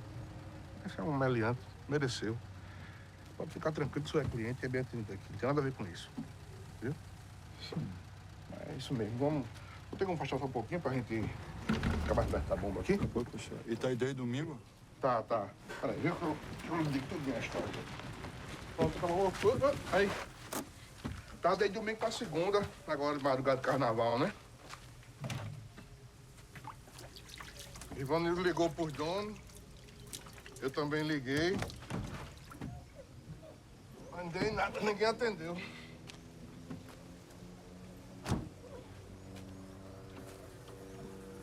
Aí Rivanildo fugiu para livrar o flagrante, aproveitou para sair no bloquinho de carnaval e eu fiquei aqui nessa desgraça. What first drew you to the material? Well, the script, I mean, I've been working with Kleber since I first started in production, almost 20 years. Since the short films that we did together, so, and we're partners in life also, so I produce all his films. And yeah, when he first started thinking about the idea of the film, and we talk a lot before even you know the script exists. I was really excited about doing a film and recreate the Recife of the 70s, and this period of Brazil. So yes, it was the first thing that really excited me. Excellent. Yeah. The film deals with a hard historical period. Talk to me a bit about how you prepared your cast and your crew, everyone working on it, around the history. And did you give them things to read? Was there any part of the process where you had to kind of do a deep dive for everyone so that they fully understood? I think we had a lot of conversations, especially with Wagner, who has the lead role, and Kleber discussed, from before the script existed about all he wanted to talk about in the film. And then as we found the cast and there was a long time of preparation with the cast and rehearsing the scenes and talking about the meaning of the scenes. But I think it's also a film that is not, it doesn't talk about the dictatorship in a frontal way, but it talks a lot about, human histories and how history affects people, but in many different ways, and the ordinary people. So I think we had a lot of conversations with the actors about this, but a lot of rehearsal, mainly. Right on, right? So and I'm going to hopefully I say it right. So recreating Recife, right, in 1977. Did that take a lot as a producer to recreate and that atmosphere, that tone? Can you talk to me about how you as a producer helped mold and shape that, whether it be with production design or dealing with the actors or ... Yes, it was for sure. It was the main challenge of the film was to recreate that period, and we didn't want to do a period film in following protocols, but it had to be very authentic and recreate a sense of time of the Recife of the 70s, and the film is set in 1977. It's the first year that Kleber remembers when he was a child. So he had a lot of personal memories of this period and a lot of details that he wanted that are already in the script. And I think that all these very little details and, the cars that he knew very well at that time and the colors, the way people talked, the way people dressed. He was very specific about that. And we also worked with, wonderful collaborators in the production design and the costumes. They are from Recife, and they had a very personal connection, about the city, and they also dived into their personal family albums and the history of their families to bring this authenticity. And also, when Kleber was beginning to think about the film, we were also in the middle of another film that is an essay, a documentary about the film-going experience in downtown Recife. So he did a lot of, he revisited a lot of archives, personal archives and photographies and films and newspapers, and that really helped, create an emotional basis for this script. And That's beautiful. If I can even go a little deeper, was there anything about that was particularly challenging to produce for you? Yes. Was it building that sense of community and making that community feel safe, that it is okay to share that information? Can you talk a bit about that? The community, can you repeat? Well, you were saying that people went into their own family albums and were sharing with you, correct? So can you talk to me a bit about what you as a producer had to do to sort of make that happen? Well, she's like, no, I don't. I don't like that. I can ask a shitty question. It's okay. I'm sorry. I can move on. I can mess up. Producer, it's okay. I really found that was a beautiful process, and we did everything to allow that to happen. But you were talking about the challenges. Yes, the challenges, as a producer, because you set up this beautiful. Yeah, for me, since the script, I think I was really concerned and also excited about all the. We have very open shots of the city center, and I was excited and terrified, because the city center, the downtown Recife, is very much different today than 50 years ago. Even at the same time, it's also a city that is kind of preserved by neglect. The city center, I mean. Oh, that's interesting. So we had the support of lots of public institutions that help preserve some of these locations that we use, especially the cinema, which is a character in the film. And we had this beautiful shot of the city center from the window of the projection booth that I knew it was going to be the biggest challenge. And we had to shut down the whole center and have dozens of cars and a lot of extras and a lot of details. It was a choreography, to put it together. So that sounds like a lot. That was a big day. Yeah, big time. Yeah. But it was like traveling in time when it happened. Time machine. Awesome. Thank you for that. I understand that the film was written with Maura in mind. Can you talk a little bit about what that, it seems like a luxury, what that's like being able to kind of build a character around someone? Yeah, that's very interesting because we had been trying to work with Wagner for a long time. It was, I think, the script also comes from this desire to work with him. So the character was really written for him, tailor-made, for Wagner. And I think Kleber knew very well his work as an actor, you know, in television and cinema and theater. So he also wanted to, and he has a very impressive career, but he also wanted to take him places that maybe he hadn't gone. And it's, I think it's a very different character than the ones that he had done in other films, very internalized, and his face says everything. He doesn't talk much, but he has to react a lot to what's happening and the absurd situations that he has to face. So yeah, that was beautiful to see. To what extent did he build the character with you all? Well, as I said, Wagner was involved since the development, so they had a lot of conversation about the character, and he also came a few months before the shoot to prepare and to be in the city and to be living and having and very generously rehearse with all the actors.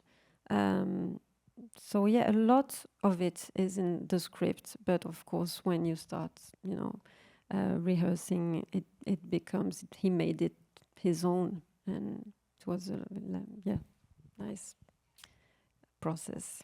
No, awesome. The movie itself had such, I'm gonna say like sort of, I'm gonna call it poetry, you know, and like from the characters to the tone to the mood. There's like moments of like real like high anxiety and like, oh my God, like in violence, you know? But it sort of reached the gamut of like a human emotion, it felt to me. Is there a moment in the movie that is your favorite? That I know all your babe, but like, is there something, I know we're not supposed to talk about it like that, but like, is there a moment where you're like, I love this scene and we killed it? Yes, I love the scene with the hairy leg. I have to talk about the hairy leg. Yeah. That's also Excellent. something that I really looked forward, you know, before we shot the film, and I wondered how we're going to do that. And I think it really takes you to a place that you don't expect. Mm-hmm. And I love when I'm in a movie theater, you know, feeling and hearing the reactions to that sequence. So that's the part you're like, yes, I love it. I love the hairy leg and what and what it tells about this period also, because it was a code that journalists invented to talk about the military violence. So they couldn't say exactly what was happening, and they used the hairy leg. And they wrote these pieces as you know, in the newspaper as news. But it was a hairy leg, so it was very absurd, and people read it as news, and it became a very important urban legend in the city. You know what? Thank you. You did great. You know, shouldn't have been nervous. That was amazing. And congratulations. It was a pleasure. I know, it was really great. Thank you.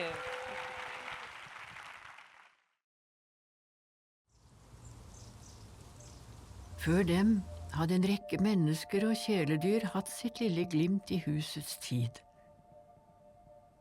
Hennes tippoldefar døde i soverommet i andre etasje, det samme rommet der hennes bestemor ble født, og som nå var hennes foreldres soverom.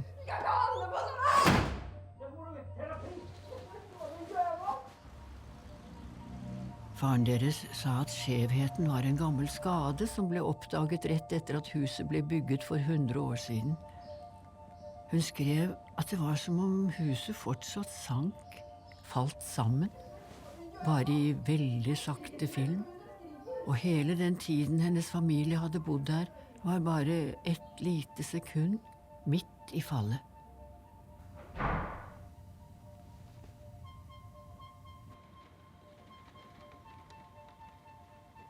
Da hun leste stilen senere, tenkte hun på at hun ikke hadde brukt ordet kranglet, men skrev at foreldrene bråkte. Og var det noe huset likte enda mindre enn bråket, så var det stillhet.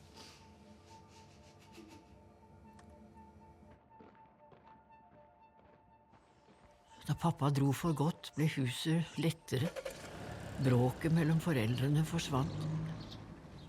Men huset savnet alle de andre lydene hans.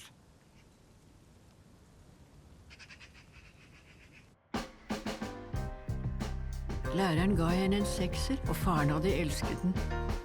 Nora lette fram stilen da hun skulle finne en monolog og fremføre til opptaksprøvene på Teaterhøgskolen, men ble skuffet over at den var så lite emosjonell.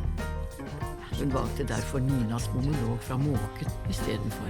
Måken? Nei, jeg er skuespillerinne. Ja, det er jeg.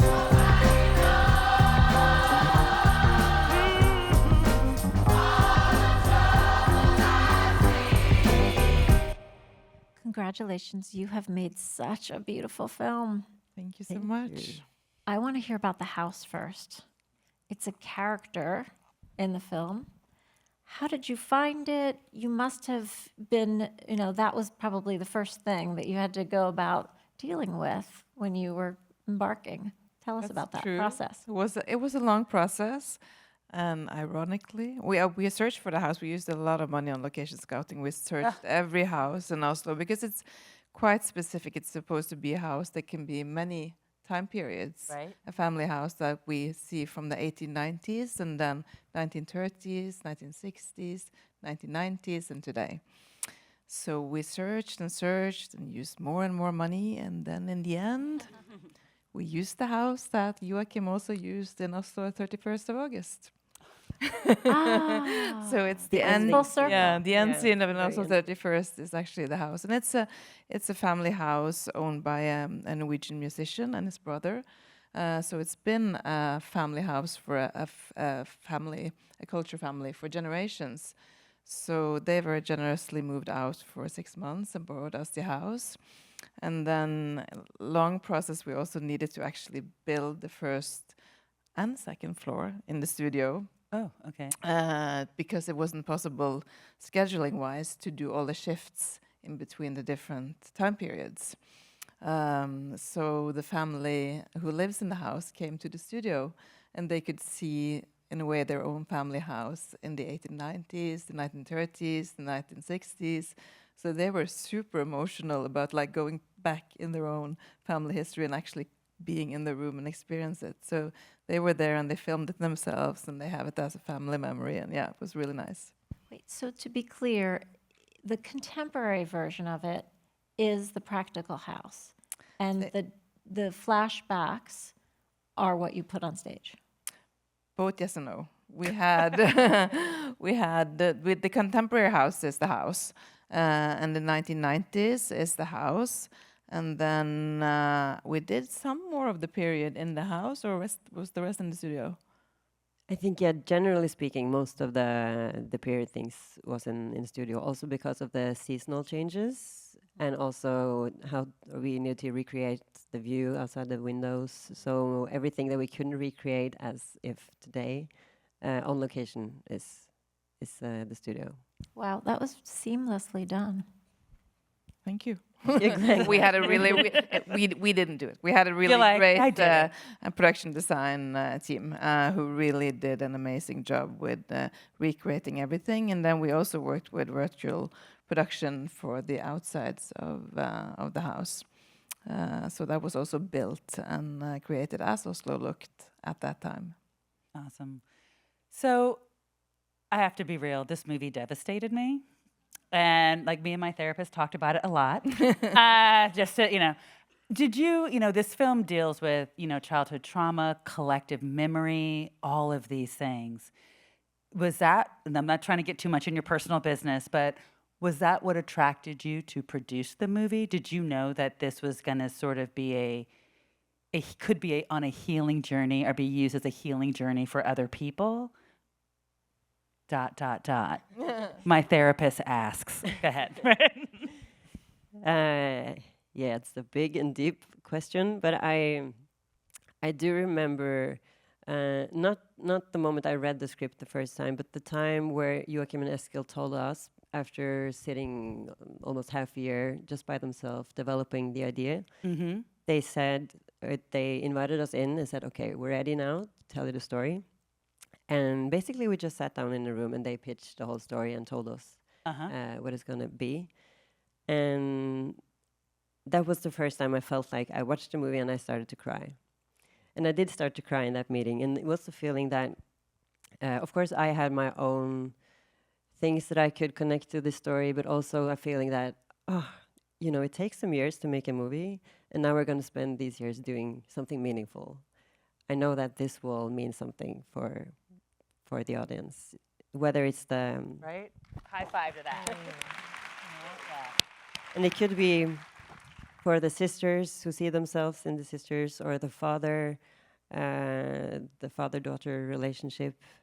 I know that, you know, Joachim himself, he had 2 children by himself after he was person, and before that he was talking about this theme about sisters, but I think seeing himself also as now a father, the perspective of the father also came into the idea and into the story. And I think you can see that he genuinely connects emotionally to either of these characters and what they're going through. And yeah. She's not going to answer. No. It was such a good answer. It was a great answer. It was a great answer. No, I mean, Joachim and Eskil has a very specific process, and we decided to work together, the 4 of us, long before we knew what the film would be. So the only thing we knew was that it was going to be Renata. That was decided. And then Joachim and Eskil had a lot of ideas, but we didn't know which one they would choose. And as Andrea said, they just went into a room like they always do. They have this process for every film. They've been working together since they were 16. So for 30 years, they met at the TV show in the Norwegian, at the Norwegian broadcaster, pulling cables or minding the cables of the camera. And the camera was steady, so it wasn't a lot of minding. So they got to talk a lot about film instead. And they became best friends, and then they've done all of their films together. And what they always do with the feature films is that they sit in a room, listen to music, talk about life, talk about their family, their friends, what they care about in the moment, and then they try to find a film out of that, and then they create the characters, and it always comes from the characters, not the plot. And that's how they work. So they invited us in after having decided to write this sister story, and as Andrea said, pitched it.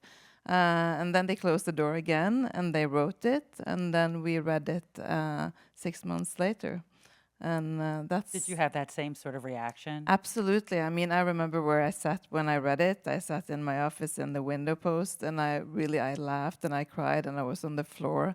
And it's really the best script I've ever read. And it was such a strong emotional feeling to know that, you know, as Andrea said, that you're going to work with that for a lot of years. And it really, really resonated. And for me, it was actually the father character. Because I really understood him. He's such a difficult, you know, like not a great person, sometimes just an asshole. But then you understand he has his stuff. He has his story. He has the story with his mother. He comes from something as well.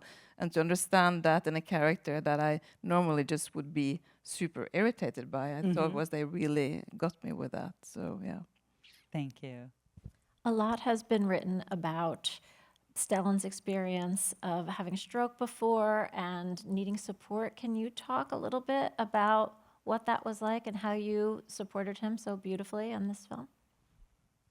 Yes, absolutely. I mean, he's been very open about that he had a stroke, so he works with an earpiece and get his lines read to him.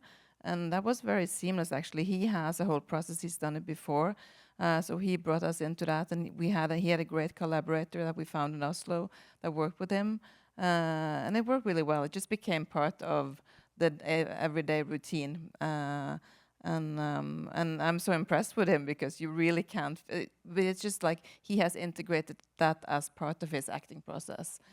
So I really don't think it's very different from other ways of getting into an acting situation. So we really couldn't notice. I mean, he is so present in the scenes and with the other actors, and I don't think the other actors neither had, they really went with it, and it worked really good. Yeah, it's a brilliant performance. I want to talk a little bit about your on-set producing. Can you talk to me about a particular? Now, I always go to like the skinny. Like I want to know like the challenging day, the day that you were like, oh no, and then it all worked out through your producing acumen. Can you talk a little bit about that? She's like, no, and I told you not to ask me about it. No, go ahead. I think there are several parts of the process, but I think one particular day or some days that stands out is very much in the middle of the shoot, and this was a very long shoot, longer than we usually do. How long was it? Just 64 shooting days. Oh. And I personally haven't worked on TV series. I know TV series can be long as well, but yeah, 64 for a feature felt like a marathon. Mhm. And almost halfway, we've just been in France for the Deauville scenes. Came back, and there was a lot of night shoots because we had to have the beach scenes throughout the night. So the crew had been outside during the night. Came home, and a lot of them got a cold, got sick, and we were doing the big National Theatre scenes with Renata having this emotional breakdown. So a lot of pressure on her, a lot of pressure on the whole production handling all these extras, because we did decide to have the physical, how many was it? 700. 700 extras. 700 extras in 64 days? Wow. And a lot of difficult technical rigs and everything. So just the combination. And Joachim, he always says, luck favors the well-prepared, and he's always very well-prepared. Okay. That definitely goes for this day as well. He had prepared these plays with a theater director. They rehearsed everything properly. So it was just all of this pressure and the illness and Renata's performance. And it went well. It worked out well, obviously. Right. Yeah, and it worked out like super smoothly on the day as well. Like all the extras, they had really a lot of fun. We had a fantastic first AD who was really like a stand-up comedian, and and I was so impressed with the crew, like being sick, being so exhausted, and they still pulled through. And then we really felt that we can, we can do anything.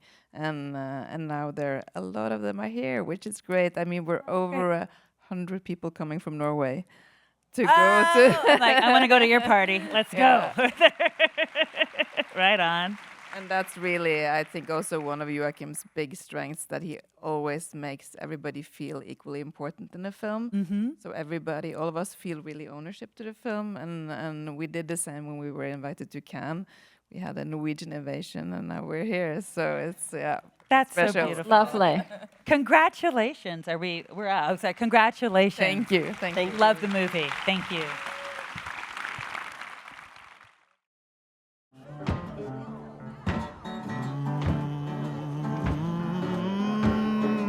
Y'all move your feet now. Come on now.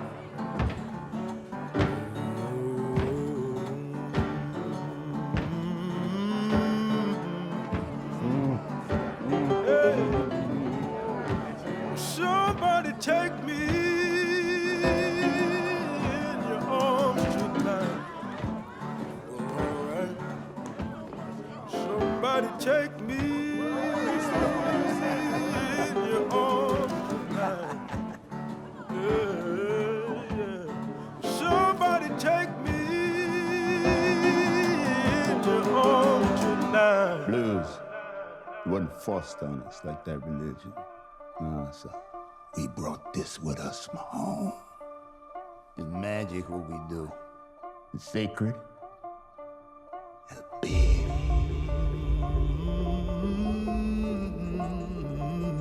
There are legends of people born with the gift of making music so true it can pierce the veil between life and death, conjuring spirits from the past and the future.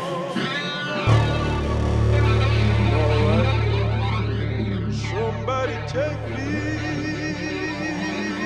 in your arms tonight. Oh.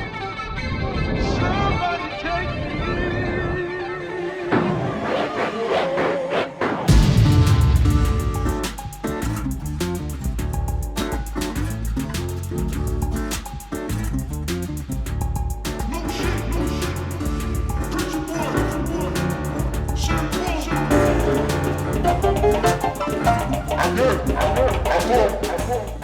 I'm just going to preface that Sev and I are friends, and we've known each other for like 100 years.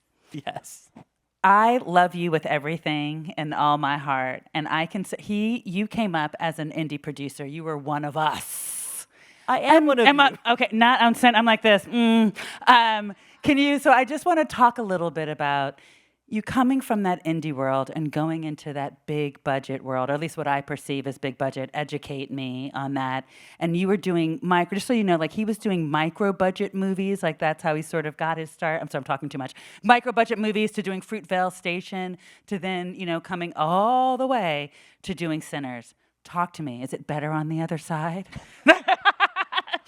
Can you First of all, I love you, Effie. She's like the greatest person, as you guys have all seen just the last 2 hours. Okay. And thank you all for being here tonight.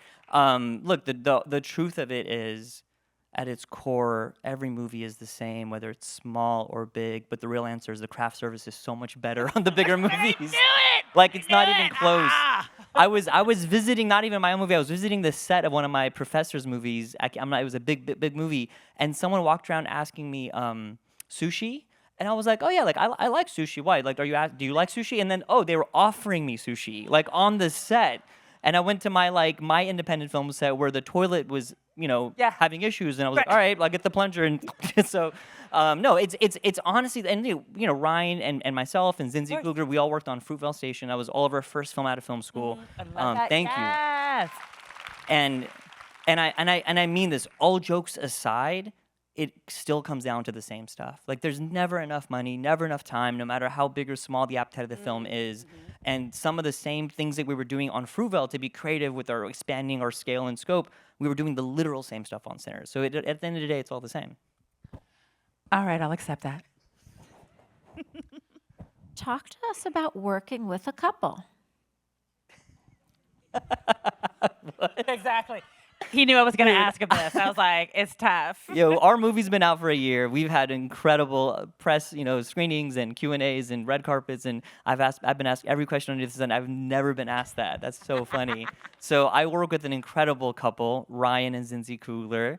Ryan was our writer, director, producer. Zinzi Kugler was my fellow producer, and the three of us have our company called Proximity Media. So yeah, the three of us are a trio, I guess. We are, I guess, a couple and a throuple. You said a throuple? Sorry, I'm just kidding. Okay. Oh my God, I got to look that up. No, but the way we work is like we kind of have this like just to bring you guys into the throuple.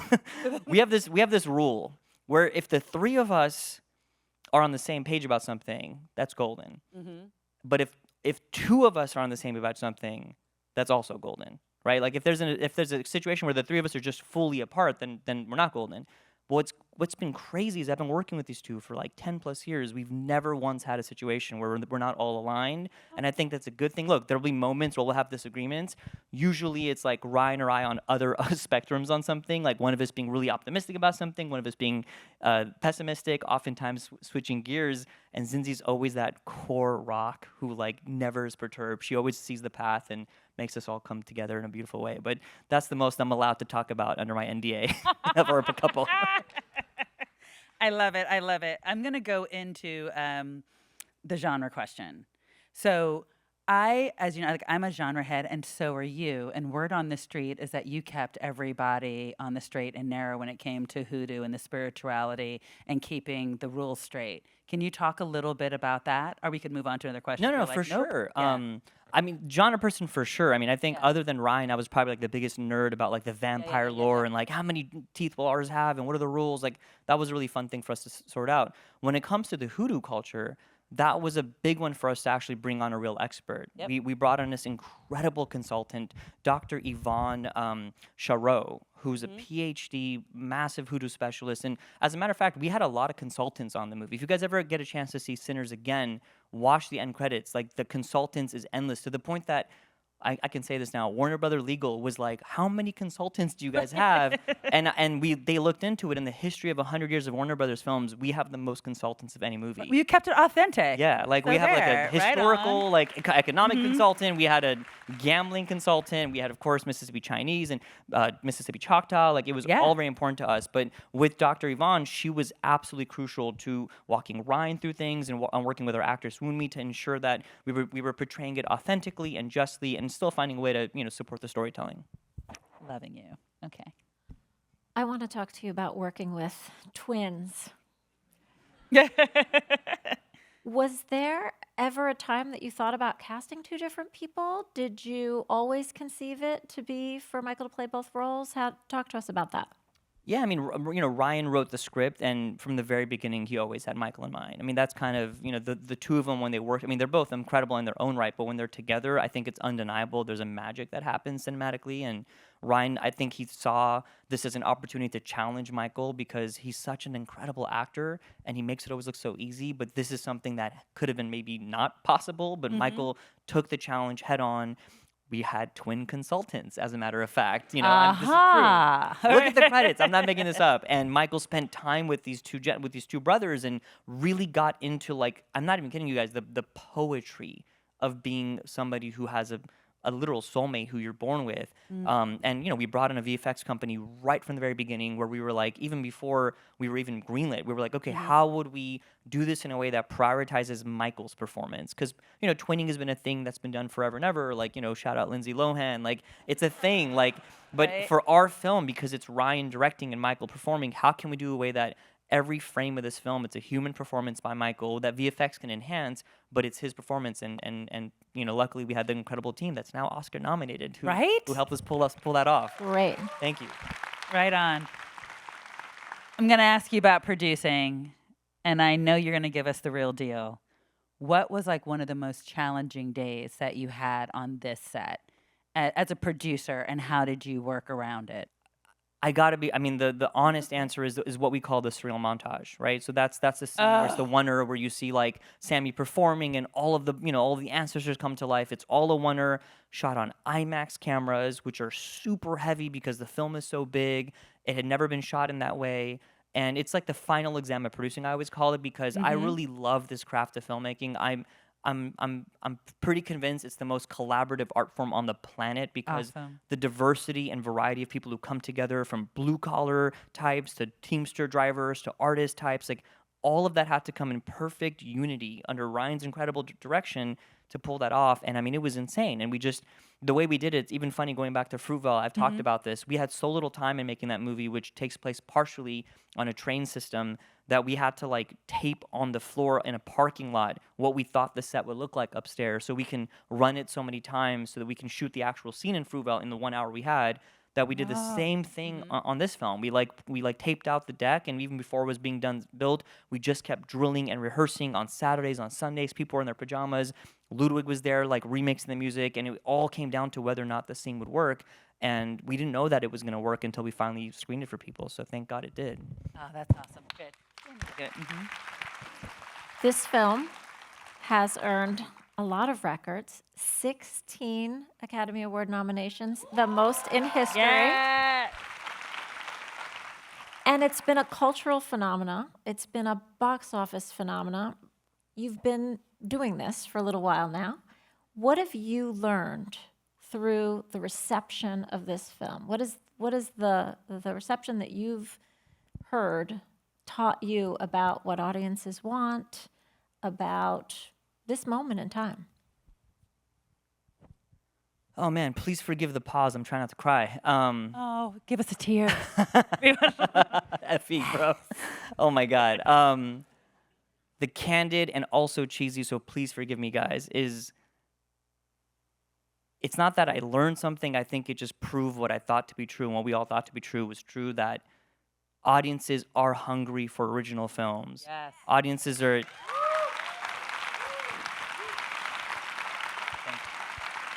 I think it proved that audiences will show up, even if there's like a I don't know, a hypothetical person saying, oh, if it's period, or if it's predominantly black, or it's deals with these themes, and it's a genre movie, but there's no vampires for the first hour, like, those things don't matter because people care about all of those things. They want to see those things, and they care when there's a really original film. And I'm really like bragging about my friend Ryan here, not myself, like who this guy put everything of who he is into this film, worked his butt off, everyone, that all of our cast, all of our crew, and people showed up. I think it really, you know, it proved to us that he and all of us maybe were onto something. So, yeah, I'm trying not to cry, but thank you. Thank you for that quick question. Thank you. I know, there's so much. There's so much. I guess, and I'm taking a bit of advantage just because I know you. I know, go figure. But I think that, like, can you, like, offer a little, I don't want to say, like, words of wisdom or advice to, like, there's, like, some folks in the theater, there's a Gold Academy folks, like, who are coming up. Can you give them a little bit of advice, maybe? Or, you know, I mean, just like of your experience, you know, of producing. I'm just sort of. Yo, I love this question. And I want to give all the good advice, the very quotable, like, believe in yourself, all 100% do that. Here's the 3, like, tangible things you got to do. 1, educate yourself. Obviously, like, film schools absolutely apply, but there's incredible resources, books you can just be buying, online classes, YouTube, this type of situation. There's no excuse not to be the most learned person in your craft that you want to be in. 2, you got to network. I think networking sometimes can look like going to parties and passing out business cards, but what I found to be most effective is just doing the thing you want to do and getting the word out, because people then hear about it and want to come find you. I think the notion of Hollywood is all about who you know. In my experience, it's more about who knows you. And the way that you get to be seen is by doing stuff. That's how Ryan and I got to be, you know, that's how we met. And then lastly, capitalize. You know, if you were born rich, great job, good job, you're set. But if you weren't, like the rest of us, you still have a wealth to you. You still have a community that might be there for you. You might have access to things. Use what you have, and later you can get the bigger budgets. But in the meanwhile, start there. So educate yourself, network laterally with your peers, and capitalize on what you have. Those are the 3 things that I've found to be fairly successful and good for us. So hopefully that's something people can take and go with. I'm sorry. Thank you for doing that. Thank you. That was a wonderful way to end. Thank you. Thank You are awesome. You guys are awesome.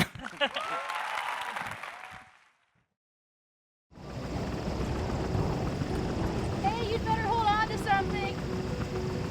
Robert.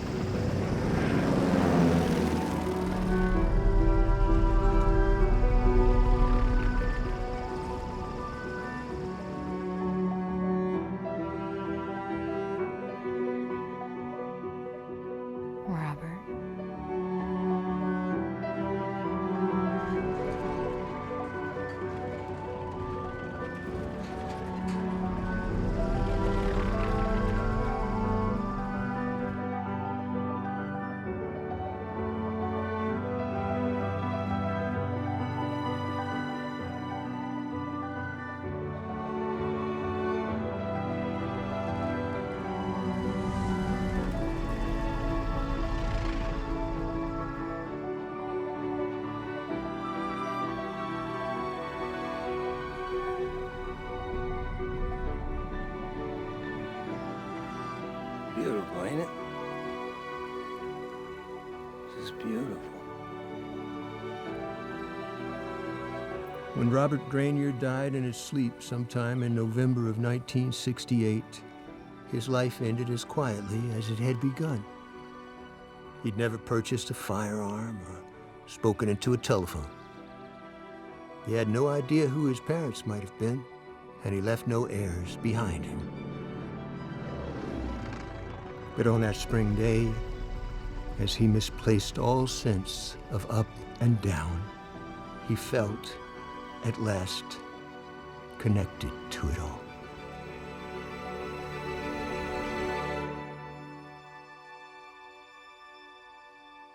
First of all, thank you guys for sticking around. Right? Oh, yeah, thank you. Thank you so much. Yeah, thank you. All right, I'll go. No one else. So I know I've spoken to you. Like, it's I can only imagine what it was like shooting in I'm calling it the forest, the wilderness, you know, like the outside, for so long, you know, and it feels very intricate. But I want to also know, you all are very four capable producers, so I'm going to ask you all, so get prepared. Can you talk to me a little bit about how you all worked together? And I'm really curious about the division of duties and how you all sort of flowed together to execute the film. And if you, in any way, so if you could sort of go on into that. Yeah, I think, anytime you have a partnership with more than, just yourself, I think everyone kind of finds their skill set. I think, for me from the very beginning, since it was a book that I optioned and was with it for so long, I think I tended to kind of really be involved in a lot of the development of the material, working with the writers, kind of honing the story. I think, I know for myself being on set with Will is like, such a great outreach person. It's like he's the one that if, things aren't going well, or if you need something, you hit a roadblock, it's like Will is on the case and he gets it done. I think everybody kind of just brings their own skill set. But you didn't have a particular division? No, of like, I don't think I'll so. do it, and like on Yeah. Okay, no, great. I think everybody just kind of like picked up the reins and kind of filled in what was needed, and yeah, I think. All right, you guys are sticking close together. I'm like, whatever. All right. The film has such a beautiful, intimate feeling. How did you create that safe environment for your director and your actors? I mean, I think one of the things that was most important to Clint, our director, and how he wanted to work and what he really created with our incredible cinematographer, Adolfo Veloso, is they really wanted to design a set that allowed the actors to have as much freedom as possible.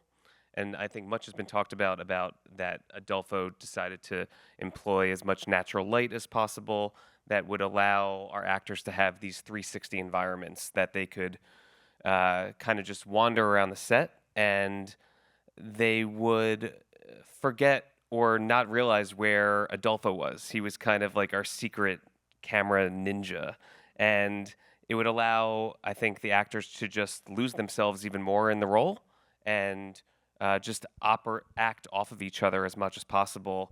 And I think it just allowed each scene to kind of just play out as authentically as possible, which really came across. And Clint and Adolfo just deserve a ton of credit for designing the set and allowing the space for the actors to really inhabit that sense of spirit. Yeah, I think Bill Macy gave an interview recently, and he said that like he was on set for a few days before he even realized there was like a cinematographer there. Like, wow. Yeah, Okay. like I mean, he was being slightly facetious, but that was sort of the style in which Adolfo worked, which was just this kind of stealth. He was just capturing things. Like he was shooting the scenes as they were, but also then would just have the camera rolling and just kind of finding moments, which I think you just see, whether it's like following the chickens or he just like had this lovely, amazing way of just playing with what was being given, what nature was kind of giving to him, which was really, really wonderful. So I'm going to dive into the nature part. I'm going to keep pressing this little issue because, not issue, but you were shooting in the middle of nowhere. At least it looked like the middle of nowhere. There was no you're like, don't act like you know what I'm talking about. Yeah. There was no infrastructure, right? I'm imagining. I mean, so can you talk about the logistical, like as producers? Well, you got to give a big props to our line producer who held a lot of our hands. Yeah, he really, Great. The invisible work on this film, huge. He held a lot of our hands. He did a lot of work. A lot of first-time producers on this, people who hadn't really been on the ground. Yeah, so you guys did it so masterfully. He stepped up in such a big way. We scoured Europe. I mean, we were looking at the Carpathian Mountains. We were everywhere. The train systems are gorgeous there, but to build the Americana just wasn't going to work. So Scott, in his infinite wisdom, in a good way, identified Spokane. We had looked at it. Okay, good. I was like this. I thought you did shoot in Spokane. I was Yeah, wondering, yeah. I was like, oh my God. We didn't shoot in the Carpathian Mountains, no. But thank you. I got a little confused. And he was like, I think we can do it here. My friend John Himes, Peter Himes' son, had shot there, and he really helped us crew up there. And kudos to Scott for just being a bull and forcing us to kind of look at America in a different way. Yeah, and it paid off. And Washington Filmworks showed up in a major way. No, Washington. Yeah, they're great. Yeah. But like the mosquitoes and all of that. Yeah, Less there was- mosquitoes, more ticks. Oh, We there were you like go. deep in the forest, like up towards Canada. You know, obviously we were all the elements of nature. And shooting outside nights, time. the whole thing. Right on. It's like when we set to shoot this movie in the Pacific Northwest, we were like, it's going to be rainy and horrible and terrible. And we just got really lucky, like not a day of rain except the very last day when we shot entirely on the train. So you can see rain coming down. But I was like, if we lived like this, the Wet entire down. Nature's wet down. Yes. So we got lucky. When we were talking earlier, you told me a very emotional story about the author's widow seeing the film and how gratifying that was. Can you talk a little bit about that? Sure. So, Dennis passed when we were in the midst of developing the picture, and Cindy Lee Johnson, his widow, who was very involved in his, writing, and they were very connected as people. We had met with her when we were in the process of making it, and it was a novella.